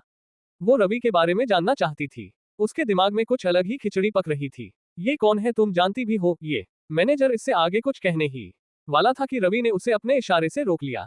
तुम्हें मेरे बारे में जानने की कोई जरूरत नहीं है और आज यहाँ पर जो भी हुआ उसके बारे में किसको भी पता नहीं चला चाहिए, रवि ने कहा। इसके बाद रवि ने मैनेजर को उसका खाता रिन्यू करने और क्रेडिट कार्ड पिन चेंज करने के लिए कहा। मैनेजर कार्ड लेकर अपनी ऑफिस में चले गए। जब रवि वहां पर खड़ा था तो कियारा बार बार उसकी तरफ देखकर मुस्कुरा रही थी। रवि को कुछ समझ नहीं आ रहा था। वो थोड़ा अनकंफर्टेबल हो रहा था। तभी मैनेजर रवि का कार्ड लेकर आ गया। उसने रवि को कार्ड दिया और रवि अपना कार्ड लेकर वहां से चला गया। कियारा, आगे से ध्यान रखना, रवि सर को कोई तकलीफ ना हो। आज तो रवि से ने तुम्हारी नौकरी बचा ली, अगली बार ऐसा नहीं होगा, मैनेजर ने कियारा की कहा। जी सर, पर सर ये रवि तब कौन और ये इतना कितना बड़ा आदमी था कि आप भी उनके सामने टिक नहीं पा रहे थे, कियारा ने कहा। कियारा, तुम इतना समझ लो कि इस बैंक का मालिक भी रवि के सामने एक चपरासी जैसा है। मेरी तो उनके सामने कोई औकात ही नहीं है। मेरे जैसे लोगों को वो अपने यहाँ नौकर के जैसे रखते हैं, मैनेजर ने कहा। कियारा ने ये सब सुना तो वो शौक रहा गई। उसको समझ नहीं आ रहा था कि रवि इतना बड़ा आदमी था फिर भी एक सिंपल लाइफ क्यों जीता था। जब रवि अपना कार्ड लेकर बैंक से निकला तो उसको श्रेया का फोन आया। अब आगे क्या होगा? श्रेया ने रवि को फोन क्यों किया था? क्या होगा रवि के भाई की बर्थडे पार्टी में? अब रवि की लाइफ क्यों मोड़ लेगी? जानने के लिए पढ़ते रहिए अगला chapter only on Pocket FM novel पर। आपको अगर नोवेल अच्छा लग रहा है तो लाइक करना और नोवेल को रेटिंग भी देना। आपकी रेटिंग मेरे लिए ये एक मोटिवेशन की तरह है। To be continued. CH14 party as a driver. जब रवि अपना कार लेकर बैंक से निकला तभी उसके पास श्रेया का फोन आ गया। रवि को कुछ समझ नहीं आया कि श्रेया उसे क्यों फोन कर रही थी। आज तो कॉलेज की छुट्टी थी। रवि ने श्रेया का फोन उठाया। रवि, क्या तुम कल फ्री हो? श्रेया ने कहा। रवि को समझ नहीं आ रहा था कि श्रेया ऐसा क्यों पूछ रही थी। वो कल पार्टी में जाने वाला था। वो फ्री नहीं था पर वो श्रेया को मना नहीं कर पाया। हाँ मैं फ्री हूं पर क्यों? रवि ने कहा। राव, कल आलोक अग्निहोत्री की बर्थडे पार्टी है। हमें वहां पर जाना होगा, श्रेया ने कहा। जब रवि ने सुना तो वो थोड़ा डर गया। अगर वो श्रेया के साथ उसके ड्राइवर बनकर गया तो क्या होगा? और अगर श्रेया को उसकी असली पहचान के बारे में पता चला गया तो क्या होगा? रवि अब बहुत कंफ्यूज था, पर उसने श्रेया को हाँ बोल दिया। जब रवि अपनी हॉस्टल वापस आ रहा था तभी उसके पास एक और फोन आया। किसी अनजान नंबर से फोन आया था। रवि ने जब फोन पिक किया तो किसी भारी आवाज में एक आदमी बोला, रवि सर, मैं प्रेम कश्यप बोल रहा हूँ। रवि ने जब सुना कि प्रेम ने उसको फोन किया था तो रवि को कुछ समझ नहीं आया, आखिर प्रेम कश्यप ने इस वक्त उसको क्यों फोन किया था। हाँ बोलिए प्रेम, रवि ने कहा। सर दरअसल एक बात थी। प्रेम थोड़ा नर्वस होते हुए बोल रहा था। सर वो आपकी होटल में आलोक अग्निहोत्री की बर्थडे पार्टी का आयोजन करने लिए फोन आया था, इसलिए मैंने आपसे बस पूछने लिए फोन किया था, प्रेम ने अपनी बात को पूरी करते हुए कहा। जब रवि ने ये सुना तो वो भी शॉक हो गया। आलोक की बर्थडे पार्टी का आयोजन रवि की होटल में होने वाला था। रवि को डर रहे कि अगर किसको उसके होटल के मालिक होने के बारे में पता चलेगा तो उसके लिए मुसीबत हो सकती थी। पर वो प्रेम को मना भी नहीं कर सकता था। ठीक है प्रेम, आप पार्टी को हमारी होटल में करवा सकते हो, पर हाँ एक बात का ध्यान रखना, उस होटल में किसको मेरे बारे में पता नहीं चलना चाहिए कि मैं ही उस होटल का मालिक हूँ, रवि ने कहा। प्रेम को कुछ समझ में नहीं आ रहा था कि रवि अपनी पहचान छिपान क्यों चाहता था, पर उसके पास रवि की बात मानने के अलावा कोई चारा नहीं था। उसने रवि को हाँ लगा और फोन कट कर दिया। इधर रवि को अब टेंशन हो रही थी कि अगर पार्टी में किसने उसको उसकी असली पहचान में बुला लिया तो क्या होगा। वहां पर उसकी पहचान जानने वाले उसके परिवार वाले भी थे, वहां पर उसके बारे में ना जानने वाले भी थे। रवि को कुछ आज नहीं आ रहा था कि वो क्या करे। तभी उसके दिमाग में एक आइडिया आया। उसने अपना फोन निकाला और अपने सिक्योरिटी हेड को कुछ समझ दिया। उसके हेड ने ये सारी बात उस परिवार वालों को बता दी कि रवि की पहचान के बारे में किसको पता ना चले, चाहे कुछ भी हो जाए। उसके बाद रवि कॉलेज आ गया। आज कॉलेज की छुट्टी थी पर उसकी क्लास की एक्स्ट्रा क्लासेस थी। रवि जब अपनी कॉलेज आया तो वहां पर इसी बात की चर्चा चला रही थी कि आलोक अग्निहोत्री की बर्थडे पार्टी में पूरा जेट ब्लू होटल बुक किया गया है। उसकी बर्थडे पार्टी का कार्ड बहुत ही रेयर था। हर कोई आलोक की बर्थडे पार्टी में जाना चाहता था। इसके बाद रवि जाकर अपनी सीट पर बैठे गया। उसके पास वाली सीट पर निखिल बैठा था, वो अगली सीट पर मोनिका। रवि ने जब मोनिका को देखा तो पता नहीं उसे कुछ अजीब सा फील होने लगा। रवि के साथ ऐसा हर बार हो रहा था। मोनिका ने जब रवि को अपनी तरफ इस घूरते हुए देखा तो वो भी थोड़ी शर्म गई। रवि तुझे पता है कल आलोक अग्निहोत्री का बर्थडे है और जैक ब्लू में एक बड़ी सी पार्टी है, निखिल ने रविका को कहा। रवि ने अपना सिर हाँ में हिलाया।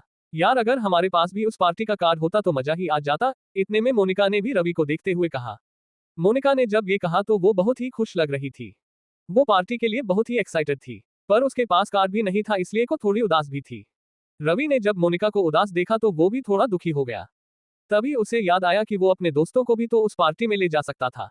वैसे भी अपनी पहचान छिपाने लिए उसने अपने परिवार वालों को बता दिया था। अब उसे किसी चीज का डर नहीं था। अगर मैं तुम दोनों को उस पार्टी में ले जाऊं तो, रवि ने थोड़ा जोर से कहा। जब रवि की बात मोनिका और निखिल ने सुनी तो दोनों एक पल के लिए तो खुश हो है पर अगले ही पल दोनों उदास भी हो गए। मोनिका को भी पता चल गया था कि रवि एक ड्राइवर है, उसको इस पार्टी के कार्ड मिल नहीं सकते। जब क्लास के बाकी स्टूडेंट ने ये बात सुनी तो वो भी हंसने लगे। किसको इस बता का विश्वास नहीं ही रहा कि रवि उस पार्टी के लिए कार्ड ले भी पाएगा। तभी आकाश भी वहां आ गया। उसने रवि की बात सुनाकर रवि का मजाक उड़ाते हुए कहा, तुझे क्या लगता है पार्टी का कार्ड लेने स्पॉन्सर लाने जितना आसान काम है? तू तो एक भिखारी सा ड्राइवर है, तुझे कौन देगा कार्ड? जब आकाश ने अपनी बात पूरी की तो सभी स्टूडेंट भी रवि का मजाक उड़ाने लगे। मोनिका ने जब ये सब सुना तो उसको भी बुरा लगा। उसे लग कि उसकी वजह से रवि का मजाक बन गया था। उसने रवि की ओर देखते हुए अपनी आंखों के इशारा से रवि को सॉरी कहा, पर रवि के चेहरे पर को भाव नहीं था। इस लगा रहा था कि मानो रवि को आकाश की बात से कोई फर्क ही नहीं पड़ा था। रवि ने मोनिका और निखिल को शांत करते हुए आकाश से कहा, आकाश तुझे पिछली बार क्या हुआ था याद नहीं है, और इस बार भी तू मुझे चैलेंज कर रहा है। जब रवि ने ये बात कही तो आकाश का चेहरा गुस्से से लाल हो गया। अब वो रवि से कोई बहस नहीं करना चाहता था, पर उसने रवि से कहा, तुझे क्या लगता है तुझे इस बार पार्टी के कार्ड मिलेंगे? इतना कहा और आकाश ने अपनी जेब से उस पार्टी का कार्ड निकाल लिया। आकाश के लिए ये पार्टी का कार्ड उसके पापा लेकर आए थे। उसके पापा को भी ये बड़ी मुश्किल से एक ही मिला था, वो भी उन्होंने आकाश को दे दिए। आकाश को लग रहा था कि अगर उसके पापा को ये कार्ड मिलने में इतनी मुश्किल हुई थी तो रवि मिलना तो इम्पॉसिबल था। और वो तो अपने दोस्तों के लिए भी कार्ड की बात कर रहा था। अब आगे क्या होगा? क्या रवि अपने दोस्तों के लिए पार्टी कार्ड ले आएगा? क्या रिएक्शन होगा सबका जब रवि सबको अपना पार्टी कार्ड दिखाएगा? जानने के लिए पढ़ते रहिए अगला chapter only on Pocket FM novel पर। CH15 for friends. जब आकाश ने रवि को अपना पार्टी का कार्ड निकाल कर दिखाया तो सब आकाश की ओर देखने लगे। सबको लग शायद आकाश उनको पार्टी का में ले जा सकता था, पर आकाश को तो बड़ी मुश्किल से एक कार्ड ही मिला था। जब मोनिका ने आकाश के पास कार्ड देखा तो वो थोड़ी उदास हो गई। रवि ने जब मोनिका को उदास देखा तो पता नहीं उसको भी ऐसा लगा जैसे उसको भी दर्द हुआ था। रवि से अब रहा नहीं गया। मोनिका तुम इतनी उदास क्यों हो? रवि ने इतना कहा और अपनी जेब से पार्टी का कार्ड निकालकर हवा में मोनिका के सामने ले आया। मोनिका ने जब रवि के हाथ में वो कार्ड देखा तो वो तो खुशी से झूम उठी। जब क्लास के बाकी बच्चों ने रवि के पास कार्ड देखा तो उनकी आंखें तो खुली के खुली रह गईं। जब रवि ने देखा कि सभी स्टूडेंट उसकी तरफ देख रहे थे तो रवि ने वो कार्ड मोनिका को दे दिया और बोला, ये कार्ड तुम रखो लेकिन अपना उदास चेहरा मत बनाओ। मोनिका ने देखा कि रवि में उसको कार्ड दे दिया था इसलिए वो बहुत खुश हुई, लेकिन अगले ही पल उसने कार्ड वापस रवि को दे दिया और बोली, ये कार्ड तुम्हारा है, मैं इसे नहीं ले सकती। रवि ने देखा कि मोनिका कार्ड नहीं ले रही है तो उसने कहा, अरे इतनी से बात, मेरे पास और कार्ड है। रवि अपनी बात पूरी ही नहीं की थी कि अभी स्टूडेंट्स रवि की ओर देखने लगे। रवि ने देखा कि सभी स्टूडेंट उसकी तरफ ही देख रहे थे। सभी को लगा शायद रवि मजाक कर रहा है। रवि तुझे क्या लगता है कि तू हमें नकली कार्ड दिखाकर बेवकूफ बना सकता है? पार्टी कार्ड मिलना कितना मुश्किल है तुझे पता भी है, आकाश ने कहा। रवि ने आकाश की बात का कोई जवाब नहीं दिया। आकाश ने रवि के हाथ से वो कार्ड लिया और अपने कार्ड से मिलाने लगा। आकाश को अब पसीने आने लगे। वो कार्ड एक दिन सही था। आकाश को समझ नहीं आ रहा था कि जिस कार्ड को उसके पापा ने इतनी मेहनत की वो कार्ड रवि को इतनी आसानी से मिल गया था। आकाश को लगा रवि ने ये कार्ड चोरी किया है। तुझे क्या लगता है कि तू हमें इतनी आसानी बेवकूफ बना सकता है? ये कार्ड चोरी का है, आकाश ने कहा। रवि ने जब ये सुना तो उसे गुस्सा आ गया। आकाश उस पर कुछ भी इल्जाम लगा रहा था। तुम्हें ऐसा क्यों लगता है? रवि ने कहा। क्योंकि तुम्हारे जैसे आदमी के पास ये कार्ड हो नहीं सकता, ये कार्ड मिलना बहुत मुश्किल है।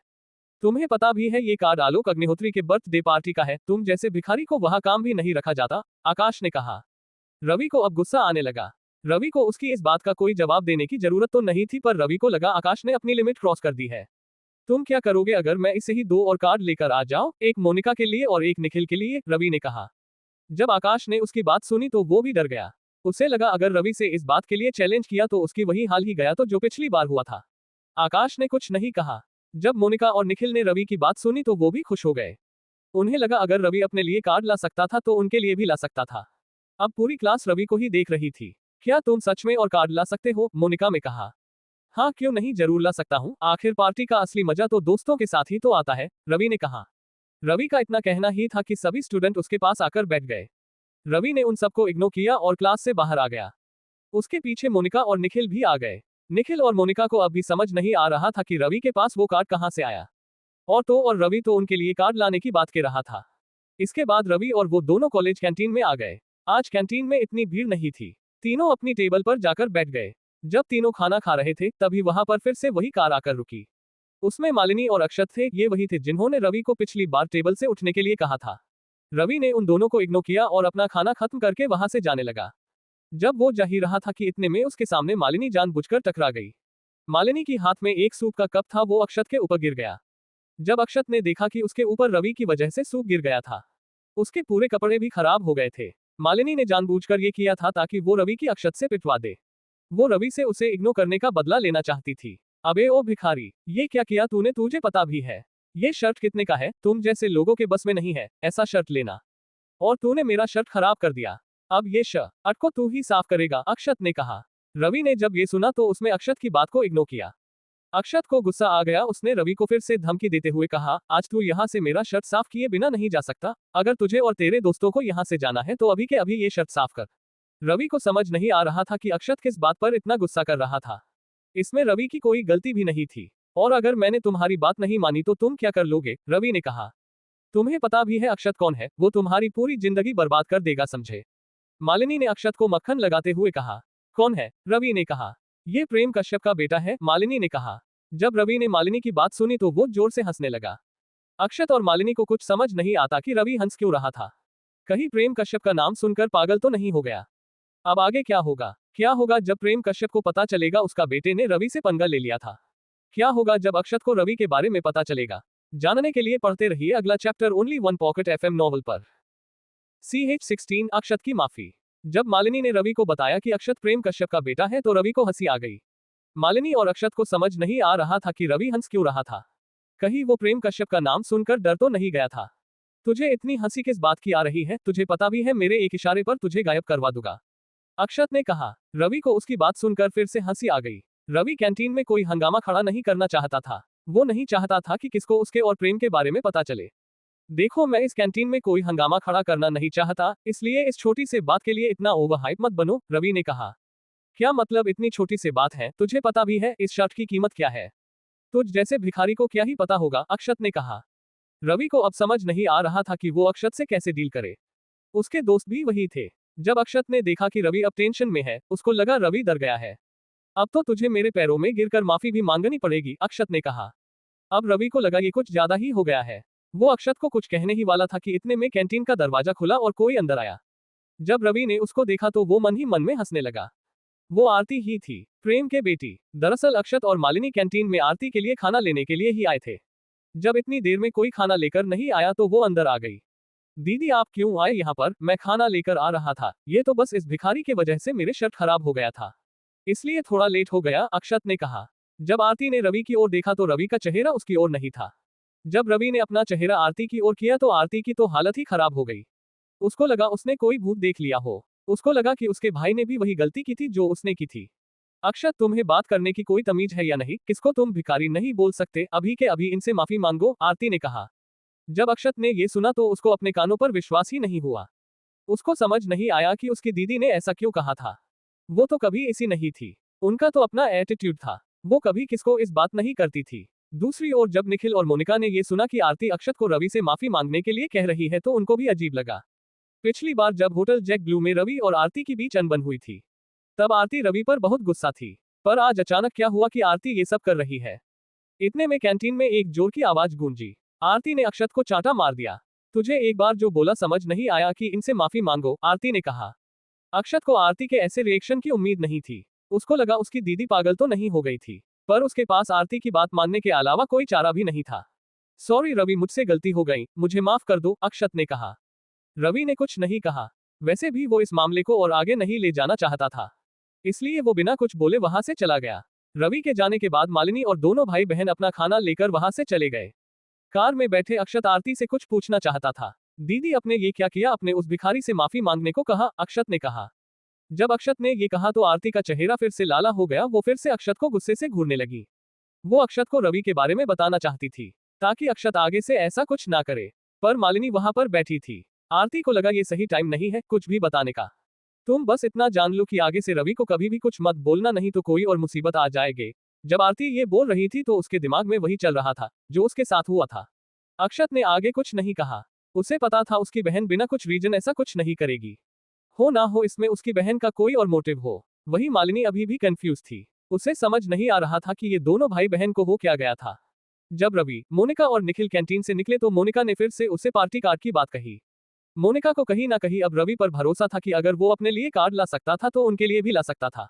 रवि ने मोनिका को वादा किया कि वो सभी कल पार्टी में शामिल होंगे और उनके कार्ड उनको मिल जाएंगे। इसके बाद रवि और निखिल हॉस्टल आ गए। अगली सुबह रवि ने सबसे पहले अपने सिक्योरिटी हिट को फोन करके आलोक की बर्थडे पार्टी के दो का अरेंज करने को कहा। फिर रवि जल्दी से तैयार हो गया। उसने निखिल को भी तैयार होने के लिए बोल दिया था। हालांकि रवि के पास मोनिका का नंबर तो नहीं था, पर रवि ने उसको श्रेया के घर आने का बोल दिया था। रवि और निखिल गाड़ी में बैठकर श्रेया के घर की ओर चल गए। आज पार्टी का ही दिन था। बेंगलुरु में आलोक की बर्थडे पार्टी के लिए खूब रोमांस था। हो भी क्यों ना, आखिर वो अग्निहोत्री परिवार का बेटा जो था।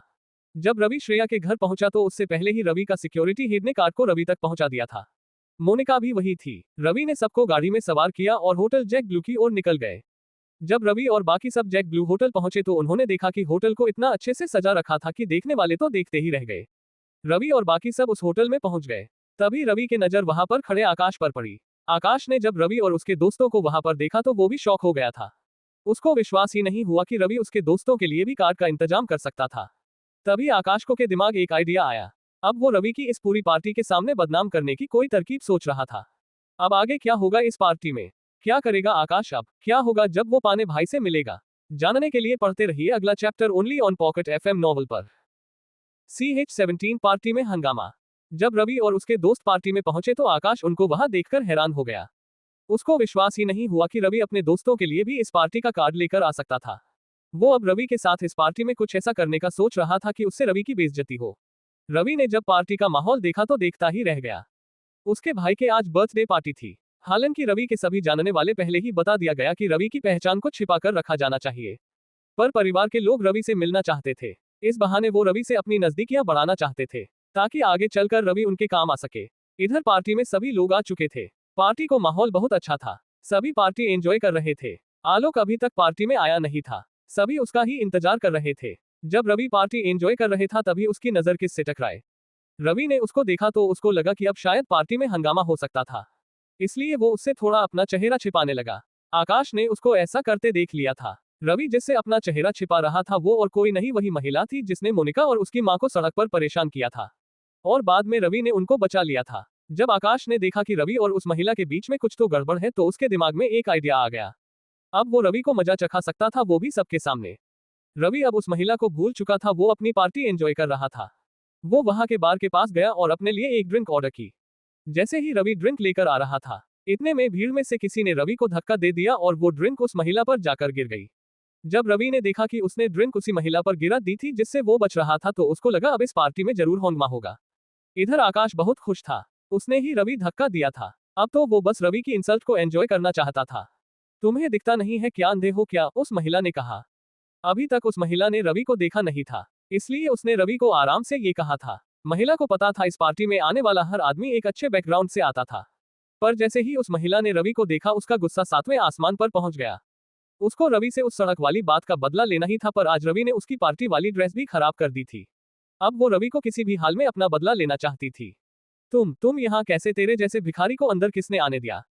और तूने मेरी पार्टी ड्रेस भी खराब कर दी। अब देखना मैं क्या करती हूँ तेरे साथ। तुम अभी के अभी ये ड्रिंक जो तुमने जमीन पर गिरा दी थी उसको चटोगे, उस महिला ने कहा। जैसे ही उसने ऐसा कहा पार्टी में खड़ा हर आदमी हैरान हो गया। आकाश की तो बहुत खुशी हो रही थी। रवि ने जब उसकी ये बात सुनी तो उसको भी लगा कि ये औरत पागल है क्या, कुछ भी बोल रही है। पार्टी में रवि के जितने भी परिवार वाले थे उनको भी अब उस महिला पर गुस्सा आ रहा था, पर वो कुछ नहीं कर सकते थे। तुम देख क्या रहे हो, मैंने जो कहा करो, उस महिला ने चिल्लाते हुए कहा। इतने में वहां पर जब पार्टी में हंगामा देखकर होटल का मैनेजर भी वहां आ गया था। उसने देखा कि रवि का किसी से झगड़ा हो गया था। मैनेजर को अब पसीने आने शुरू हो गए थे। ये वही मैनेजर था जो पिछली बार रवि से पंगा लिया था। तब प्रेम कश्यप ने उसकी जान बचा ली थी। देखिए मैडम, आप पार्टी में इसे हंगामा नहीं कर सकती, मेरी बात को समझो। आलोक सर अभी आने ही वाले हैं, हम इस मैटर को जरा साइड में जाकर सॉल्व कर सकते हैं, मैनेजर ने कहा। उस महिला ने जैसे ही मैनेजर की बात सुनी उसके चेहरे का रंग उतर गया। वो आलोक के सामने अपना इंप्रेशन खराब नहीं करना चाहती थी। जब मैनेजर ने इस बात को कहा तब रवि को जान में जान आई। अब अगर वो पार्टी से दूर इस मैटर को सॉल्व करेंगे तो रवि को कोई दिक्कत नहीं थी। ठीक है, इसको अभी होटल के सेकंड फ्लोर पर लेकर आओ, वही इस मैटर को सॉल्व करेंगे, उस महिला ने कहा। जब आकाश ने ये सुना तो वो और भी खुश हो गया। उसे लगा वो महिला अब जरूर रवि को उसके गुंडों से पिटवा देगी। सेकंड फ्लोर पर रवि, मैनेजर और वो महिला आ गई थी। अब बोला तुम्हारा क्या करना है, उस दिन तो तुम्हारी जबान बहुत तेज चल रही थी, उस महिला ने कहा। देखो उस दिन जो भी हुआ उसमें गलती आपकी ही थी, रवि ने कहा। उस महिला ने जब ये सुना तो उसको और गुस्सा आ गया।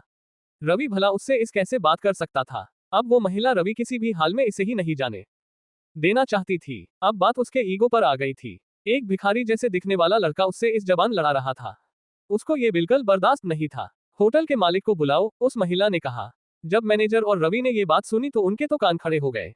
रवि ही इस होटल का था और वो इस बारे में किसको बताना भी नहीं चाहता था। देखिए मैडम, सर अभी नहीं आ सकते, वो अभी बहुत बिजी है, मैनेजर ने बात को संभालते हुए कहा। वो मैं कुछ नहीं जानती, इस होटल के मालिक को बुलाओ अभी, इसे वक्त नहीं तो मैं इस पार्टी में जाकर सबको इस बारे में बता दूंगी, फिर इस होटल की कोई इज्जत नहीं रहेगी, उस महिला ने कहा। उसको बात सुनकर मैनेजर को पसीने आने लगे। उसको समझ नहीं आ रहा था कि अब क्या किया जाए। बात को इतना आगे बढ़ते देख रवि अब सब कुछ बताना चाहता था। अब आगे क्या होगा? क्या रवि अपना सच उस महिला को बता देगा? कौन थी वो महिला? अब कैसे निकलेगा रवि इस मुसीबत से? अब पार्टी में आगे क्या होने वाला था, जानने के लिए पढ़ते रहिए अगला chapter only on Pocket FM novel. Bye bye all of you. To be continued. CH18 फिर से पंगा। जब उस महिला ने मैनेजर को होटल के मालिक को बोलने के लिए कहा तो रवि को लगा अब शायद उसका सच सामने आ जाएगा। वो अब उस महिला को बता देना चाहता था कि वही इस होटल का मालिक का थी। वो आगे बढ़ा और कुछ बोलने ही वाला था कि इतने में किसी ने चिल्लाते हुए कहा, मधु तुम क्या कर रही हो, तुम क्यों बिना फालतू इस पार्टी को बर्बाद करने पर तुली हुई हो? जब रवि और उस महिला जिसका नाम मधु था पीछे मुड़कर देखा तो वहां पर प्रेम था। इसी होटल का पुराना मालिक। रवि ने उसे देखा तो उसको समझ नहीं आया कि प्रेम इस महिला को कैसे जानता था। पर अब उसे किसी बात का डर नहीं था। उसे पता था प्रेम इस मैटर को अच्छे से निपट लेगा। प्रेम, मैंने तुम्हें बताया था ना कि उस दिन सड़क पर किसने मेरे साथ बहुत गलत तरीके से बात की, वो ये लड़का था। और आज इसने पार्टी में मेरे ऊपर अपनी ड्रिंक गिरा दी, इसलिए इसे सजा दे रही हूँ। जब तक ये मेरे पैरों में गिरकर माफी नहीं मांग लेता, मैं इसे नहीं छोड़ने वाली। मधु ने अपनी बात पूरी ही नहीं की थी कि इतने में प्रेम ने उसको खींचकर एक थप्पड़ लगा दिया। एक पल के लिए मधु को तो विश्वास ही नहीं हुआ कि प्रेम ने उसे थप्पड़ लगा दिया था। आज तक प्रेम ने उस पर हाथ नहीं उठाया था। वो प्रेम की बीवी थी। प्रेम ने जब ये होटल रवि को दिया तो उसने मधु को ऐसा कहा था कि उसने होटल बेच दिया है। मधु को लगा इस होटल का मालिक प्रेम के सामने कुछ नहीं है। वो होटल के मालिक से बात करके रवि को अच्छे से सजा देती। उसे लगा प्रेम उसका इस बात में साथ देगा।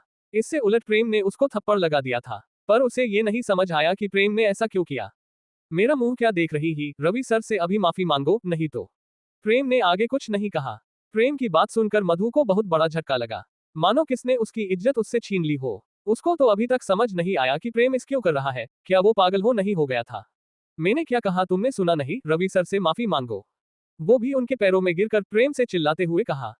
मधु अब डर गई थी, पर उसमें भी ईगो था। वो इसे ही किसी से प्रेम के कहने पर किसी से माफी तो नहीं मांग सकती थी, खास करके रवि से तो बिल्कुल भी नहीं। तुम्हें पता भी है प्रेम, तुम क्या बोल रहे हो? तुम मुझे माफी मांगने के लिए कह रहे हो, वो भी इससे? हरगिज नहीं। मुझे मरना कबूल है, पर मैं इससे माफी नहीं मांगने वाली, मधु ने कहा। मधु की ये बात सुनकर प्रेम का चेहरा तिलमिला उठा। कोई उसे मना कर उससे ये मंजूर नहीं था, और उसे अभी डर भी था कि कहीं रवि को गुस्सा ना आ जाए। मॉम डैड, आप यहाँ क्या कर रहे हो? किसने पीछे से आवाज लगाई। वो आरती थी। वो भी पार्टी में आई थी। उसने अभी तक रवि को वहां पर नहीं देखा था। जब मधु ने अपनी बेटी को वहां पर देखा तो वो खुश हो गई। उसे लगा कोई तो उसके सपोर्ट में बोलने वाला मिला। बेटी तुम आ गई। देखो ना बेटी, तुम्हारे पापा क्या बोल रहे हैं कि मैं इससे माफी मांगू। देखो, इसने उस दिन सड़क पर मेरी बेइज्जती की थी और आज पार्टी में मेरे ऊपर ड्रिंक गिरा दी, पर तुम्हारे पापा चाहते हैं कि मैं इससे माफी मांगू। मधु ने आरती की ओर देखते हुए कहा। अपनी माँ की बात सुनकर आरती को कुछ समझ नहीं आया कि मधु कहना क्या चाहते थी। उसके पापा ने कभी ऐसा नहीं किया था, पर आज वो उसकी मॉम को किसी से माफी मांगने को कह रहे थे। ये सब उसकी समझ के बाहर था। उसको पता था उसके पापा बिना किसी कारण के कुछ नहीं करते। अब वो उस आदमी को देखना चाहती थी जिससे उसके पापा डर रहे थे। जैसे ही उसने रवि को देखा तो उसको सब समझ आ गया। अब उसे भी डर लग रहा था। उसकी हालत गंभीर हो गई थी। उससे कुछ बोलते नहीं बन रहा था। जब मधु ने अपनी बेटी को इस हालत में देखा तो उसको भी टेंशन होने लगी। उसने अपनी बेटी के चेहरे पर पहली बार ऐसा टेंशन देखा था। क्या हुआ बेटी, तुम्हें क्या हुआ? कौन है ये जिससे तुम इतना डर रही हो? मधु ने कहा। अपनी माँ की बात सुनकर आरती को होश आया। मॉम डैड ने जैसा कहा है वैसा ही करो, आरती ने कहा। क्या ये तुम कह रही हो बेटा? मधु ने कहा। हाँ, आपको एक बार में समझ नहीं आता क्या? रवि से माफी मांगी मतलब माफी मांगो, आरती ने गुस्से से कहा। अपनी बेटी और पति के ऐसी बात सुनकर मधु को अब रवि पर शक होने लगा। उसे लग कि रवि का कुछ तो राज है जो आरती और प्रेम को पता है, नहीं तो वो दोनों ऐसे किसी से भी नहीं डरते। अब मधु के पास कोई चारा नहीं था। वो रवि के पास गई और उसके सामने जाकर बोली, सर मुझे माफ कर दो, मुझसे बहुत बड़ी गलती ही गई थी। मुझे नहीं पता था कि आप कौन हैं। अगर मुझे कुछ पता होता तो मैं ऐसा नहीं करती। मैं बहुत शर्मिंद हूँ, पर क्या मुझे आप बता सकते ही कि आप कौन हो, ताकि आगे से ऐसे गलती ना हो। तुम्हारे लिए ये जानना जरूरी नहीं है कि मैं कौन हूँ, और मुझे उम्मीद है आपसे आगे ऐसी गलती कभी भी नहीं होगी, रवि ने कहा।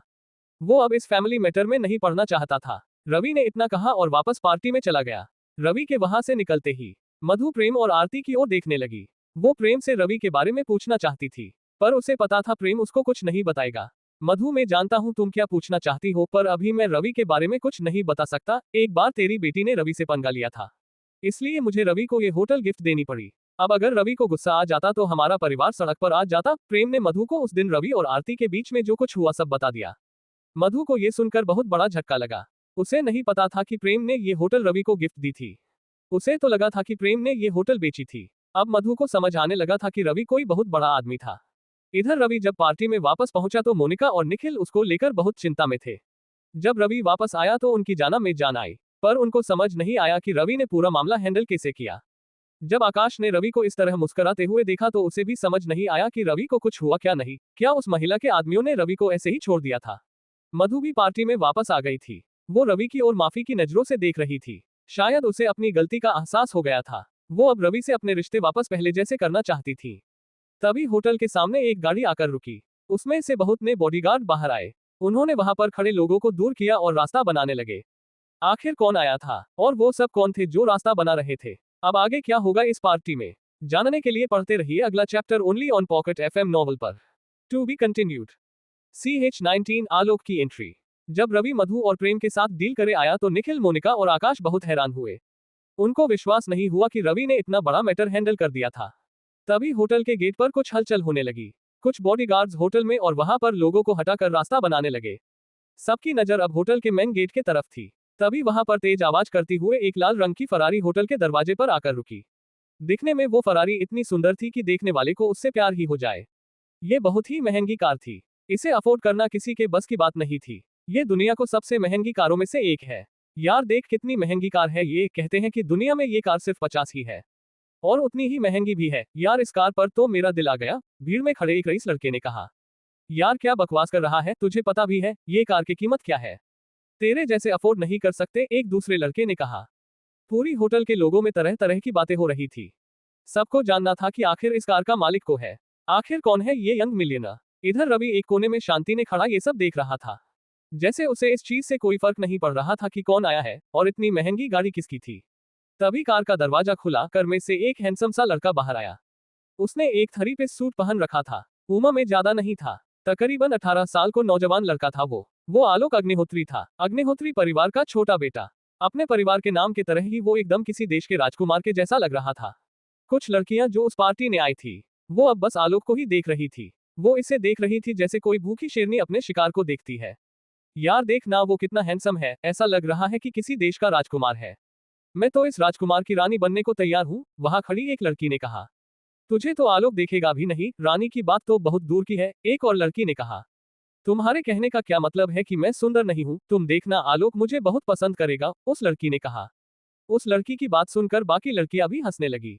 हालांकि आलोक आगे में इतना बड़ा नहीं था, फिर भी वो एक यंग मैन जैसा लग रहा था। लड़कियां उसकी दीवानी थी, हर लड़की उसको चाहती थी।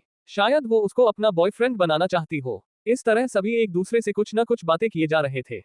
रवि अभी भी एक कोने में शांति से खड़ा था, जैसे उसे इन सब से कोई फर्क ही नहीं पड़ा। रवि ये सब पहले भी देख चुका था। आलोक को बहुत से बॉडीगार्ड्स ने घेर रखा था, सब उसके लिए रास्ता बना रहे थे। आलोक सच में बहुत ही हैंडसम था। आलोक ने बिना किसी की ओर ध्यान दिए सीधा अपने पर्सनल रूम में चला गया। रवि को कुछ समझ में नहीं आया कि आलोक सबको इग्नोर करके रूम में क्यों गया। उसको आलोक का ऐसा करना कुछ अजीब लगा। सर आपको आलोक सर ने बुलाया है, तभी रवि को किसी ने उसके पास आकर कहा। उसने इतने धीरे से कहा कि सिर्फ रवि को ही सुनाई दिया।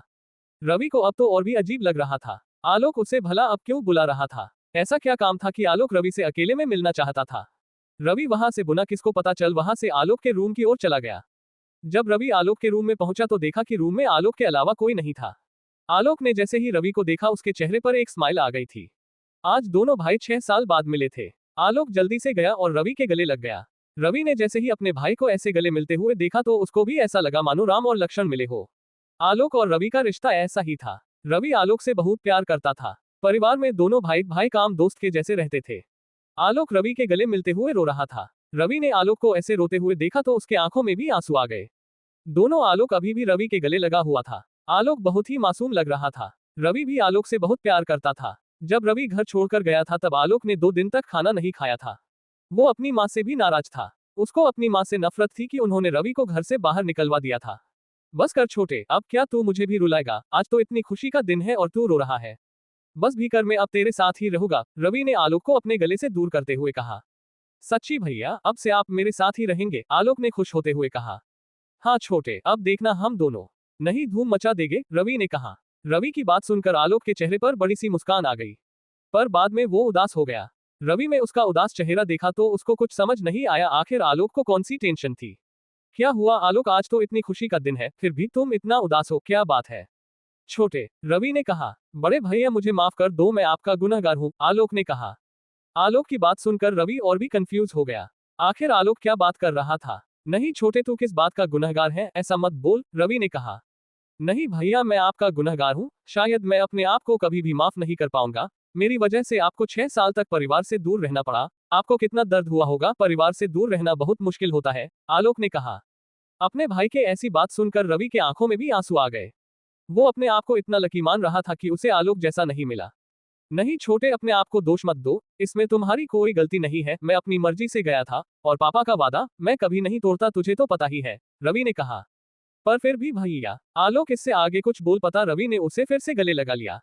बस कर अभी अपने आप दोष मत से, मैं तो लकी हूं कि मुझे तेरे जैसा भाई मिला, रवि ने कहा। दोनों भाई एक बार फिर गले मिलकर रोने लगे। ये ऐसा नजारा था कि जैसे राम और लक्ष्मण बरसों बाद मिले हो। सर आपके लिए फोन आया है, रवि और आलोक के बीच की शांति को तोड़ते हुए आलोक के असिस्टेंट ने कहा। किसका फोन है, आलोक ने कहा। आपके पापा का, असिस्टेंट ने कहा। अब आगे क्या होगा, क्या मोड़ लाएगा रवि और आलोक का मिलन, आखिर आलोक के पापा में क्यों किया था फोन, जानने के लिए पढ़ते रहिए अगला chapter only on Pocket FM novel पर। CH20 उत्तराधिकारी। जब रवि और आलोक आपस में मिले तो दोनों बहुत भावुक हो गए। दोनों भाई का प्यार राम और लक्ष्मण के जैसा था। रवि अपने आप को बहुत ही लकी मान रहा थी कि आलोक उसका भाई है। उसी टाइम रवि के पापा का फोन आ गया। आलोक ने अपने असिस्टेंट से फोन लिया और बात करने लगा। कुछ देर बात करने के बाद आलोक वापस रवि के पास आ गया और फिर से उसको गले लगा लिया। भैया मैं आज बहुत खुश हूँ, आज मेरे बर्थडे के अलावा एक और खुशी की बात है, आलोक ने रवि से कहा।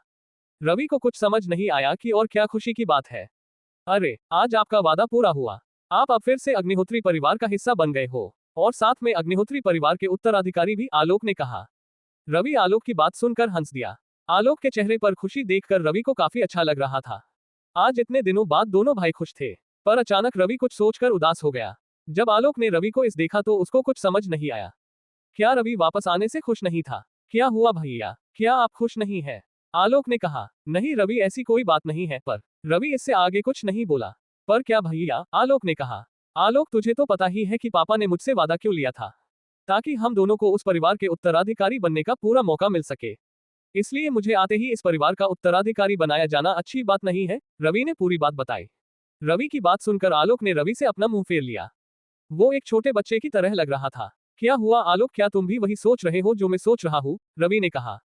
क्या भैया आप फिर से मुझे नाराज कर रहे हो, आपके घर से जाने के बाद मैंने अपने आप से वादा किया कि मैं जब तक आप जिंदा है तब तक अग्निहोत्री परिवार का वारिस नहीं बनूंगा, आलोक ने कहा। अपने छोटे भाई की बात सुनकर रवि को फिर से रोना आ गया। आज रवि अपने आप को सबसे लकी मान रहा था। रवि ने जो दर्द 6 साल में झेले थे वो आलोक ने एक बात से सही कर दिए। पर छोटे तुझे मेरी एक बात तो माननी पड़ेगी, रवि ने कहा। क्या, मैं आपकी हर बात मानूंगा, आलोक ने कहा। मैं कुछ दिनों के लिए अपनी पहले वाली जिंदगी में ही रहना चाहता हूँ, इसलिए तुझे अब मेरा काम करने पड़ेगा, रवि ने कहा। आलोक को कुछ समझ नहीं आया कि रवि ऐसा क्यों कर रहा था, पर उसने रवि को ना करना सही नहीं लगा।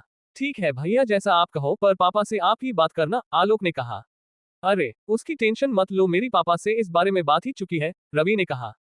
फिर रवि गेट की ओर मुड़ा और कमरे से बाहर जाने लगा, पर कुछ सोचा और पीछे मुड़कर बोला, और हाँ एक बात ध्यान रखना कि मेरे बारे में किसको पता ना चले, ना ही इस पार्टी में। ये बोलकर रवि वहां से चला गया।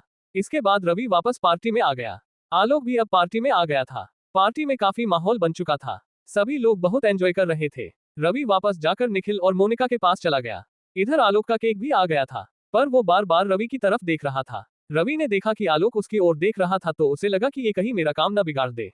आलोक भी रवि के बिना केक नहीं काटना चाहता था, पर वो कर भी क्या सकता था। पर आलोक ऐसे रवि के बिना बर्थडे नहीं मनाना चाहता था। वो रवि के साथ ही अपना केक काटना चाहता था, पर कैसे उसे समझ नहीं आ रहा था।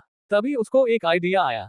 अरे रवि तू, आलोक ने कहा। जब आलोक ने रवि को बुलाया तो रवि को कुछ समझ नहीं आया। वो थोड़ा डर गया, उसे उम्मीद नहीं थी कि आलोक उसे बुलाएगा, वो भी सबके सामने। अरे यार रवि तू भी ना, हम दोनों दोस्त इतने सालों बाद मिले हैं और तूने मुझसे एक बार भी बात नहीं की, यही है दोस्ती का फल, आलोक ने कहा। जब आलोक ने रवि से ऐसे बात की तो सब हैरान हो गए। जो परिवार वाले रवि को जानते थे उनको कोई हैरानी नहीं हुई, पर कुछ लोग जिनकी नजरों में रवि एक फटीचही था, उनको थोड़ा अजीब लगा। आखिर एक इतने बड़े परिवार का बेटा एक भिखारी जैसे आदमी का दोस्त कैसे। सब आपस में बातें बनाने लगे। कुछ लोग रवि को बुरा भला भी बोल रहे थे। जब आलोक ने रवि के बारे में लोगों को गलत बातें बोलते सुना तो उसको गुस्सा आ गया। कोई प्रॉब्लम है क्या आप सबको, क्या रवि मेरा दोस्त नहीं हो सकते? रवि मेरा स्कूल का दोस्त है और आपको इससे कोई प्रॉब्लम भी नहीं होनी चाहिए। जब आलोक ने ऐसा कहा तो सब चुप हो गए।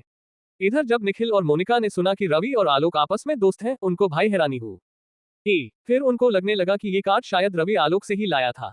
इधर जब आकाश ने रवि और आलोक के दोस्ती के बारे में सुना तो उसकी हालत खराब हो गई। उसको अब लगा कि रवि ने अब तक जो कुछ भी हुआ था वो आलोक के मदद से किया था। स्पॉन्सर लाना, होटल से 2 बार बचना, पार्टी कार्ड लाना। पर उसको अभी कंफर्म नहीं था कि रवि और आलोक के बच्चे में कितनी गहरी दोस्ती है। इसके बाद रवि स्टेज पर आया और दोनों भाइयों ने केक काटा। पहले रवि ने आलोक को केक खिलाया, फिर आलोक ने रवि को। रवि के आंखों में खुशी के आंसू थे, वो आज बहुत खुश था। इसके बाद पार्टी काफी देर तक चली, सबने खूब मस्ती की, हालांकि आलोक उसी टाइम वहां से चल गया था। पर बाकी लोग अब भी एंजॉय कर रहे थे। रवि ने भी अपने दोस्तों के साथ खूब मस्ती की। तभी रवि को ऐसा लगा कि मानो कुछ तो वो भूल रहा है, कुछ तो मिसिंग था इस पार्टी में, पर क्या? तभी रवि की नजर किसको खोजने लगी। श्रेया पार्टी में नहीं थी। रवि को समझ नहीं आया कि श्रेया बिना बताए कहाँ चली गई थी। रवि को अब टेंशन होने लगी। उसको श्रेया की चिंता होने लगे। तभी रवि के जहन में एक अजीब सी चिंता होने लगी। रवि को लगा कि कहीं राहुल अंकल ने फिर से कहीं श्रेया को किडनैप तो नहीं कर लिया। रवि को घबराहट होने लगी। अब आगे क्या होगा? श्रेया आखिर कहाँ थी? कहीं फिर से राहुल अंकल ने कुछ गलत तो नहीं किया या कोई और ही बात थी? जानने के लिए पढ़ते रहिए अगला chapter only on Pocket FM novel पर। To be continued. आज के लिए बस इतना ही। अगर आप इस कहानी के बारे में और अधिक जानकारी चाहते हैं तो पढ़ते रहिए कहानी सीक्रेट मिलियनेयर। और अगर आपको ये कहानी पसंद आई हो तो प्लीज लाइक, सब्सक्राइब और शेयर करें। और अगर हमारे कहानी में किसी भी प्रकार की गलती हुई हो तो कृपया मुझे कमेंट सेक्शन में इन्फॉर्म करें। और अगर आप हमारे चैनल को लाइक, शेयर, सब्सक्राइब और कमेंट करते हैं तो हमें और अधिक मोटिवेशन मिलती है इस तरह की और कंटेंट बनाने के लिए। धन्यवाद। Folded hands, folded hands, folded hands.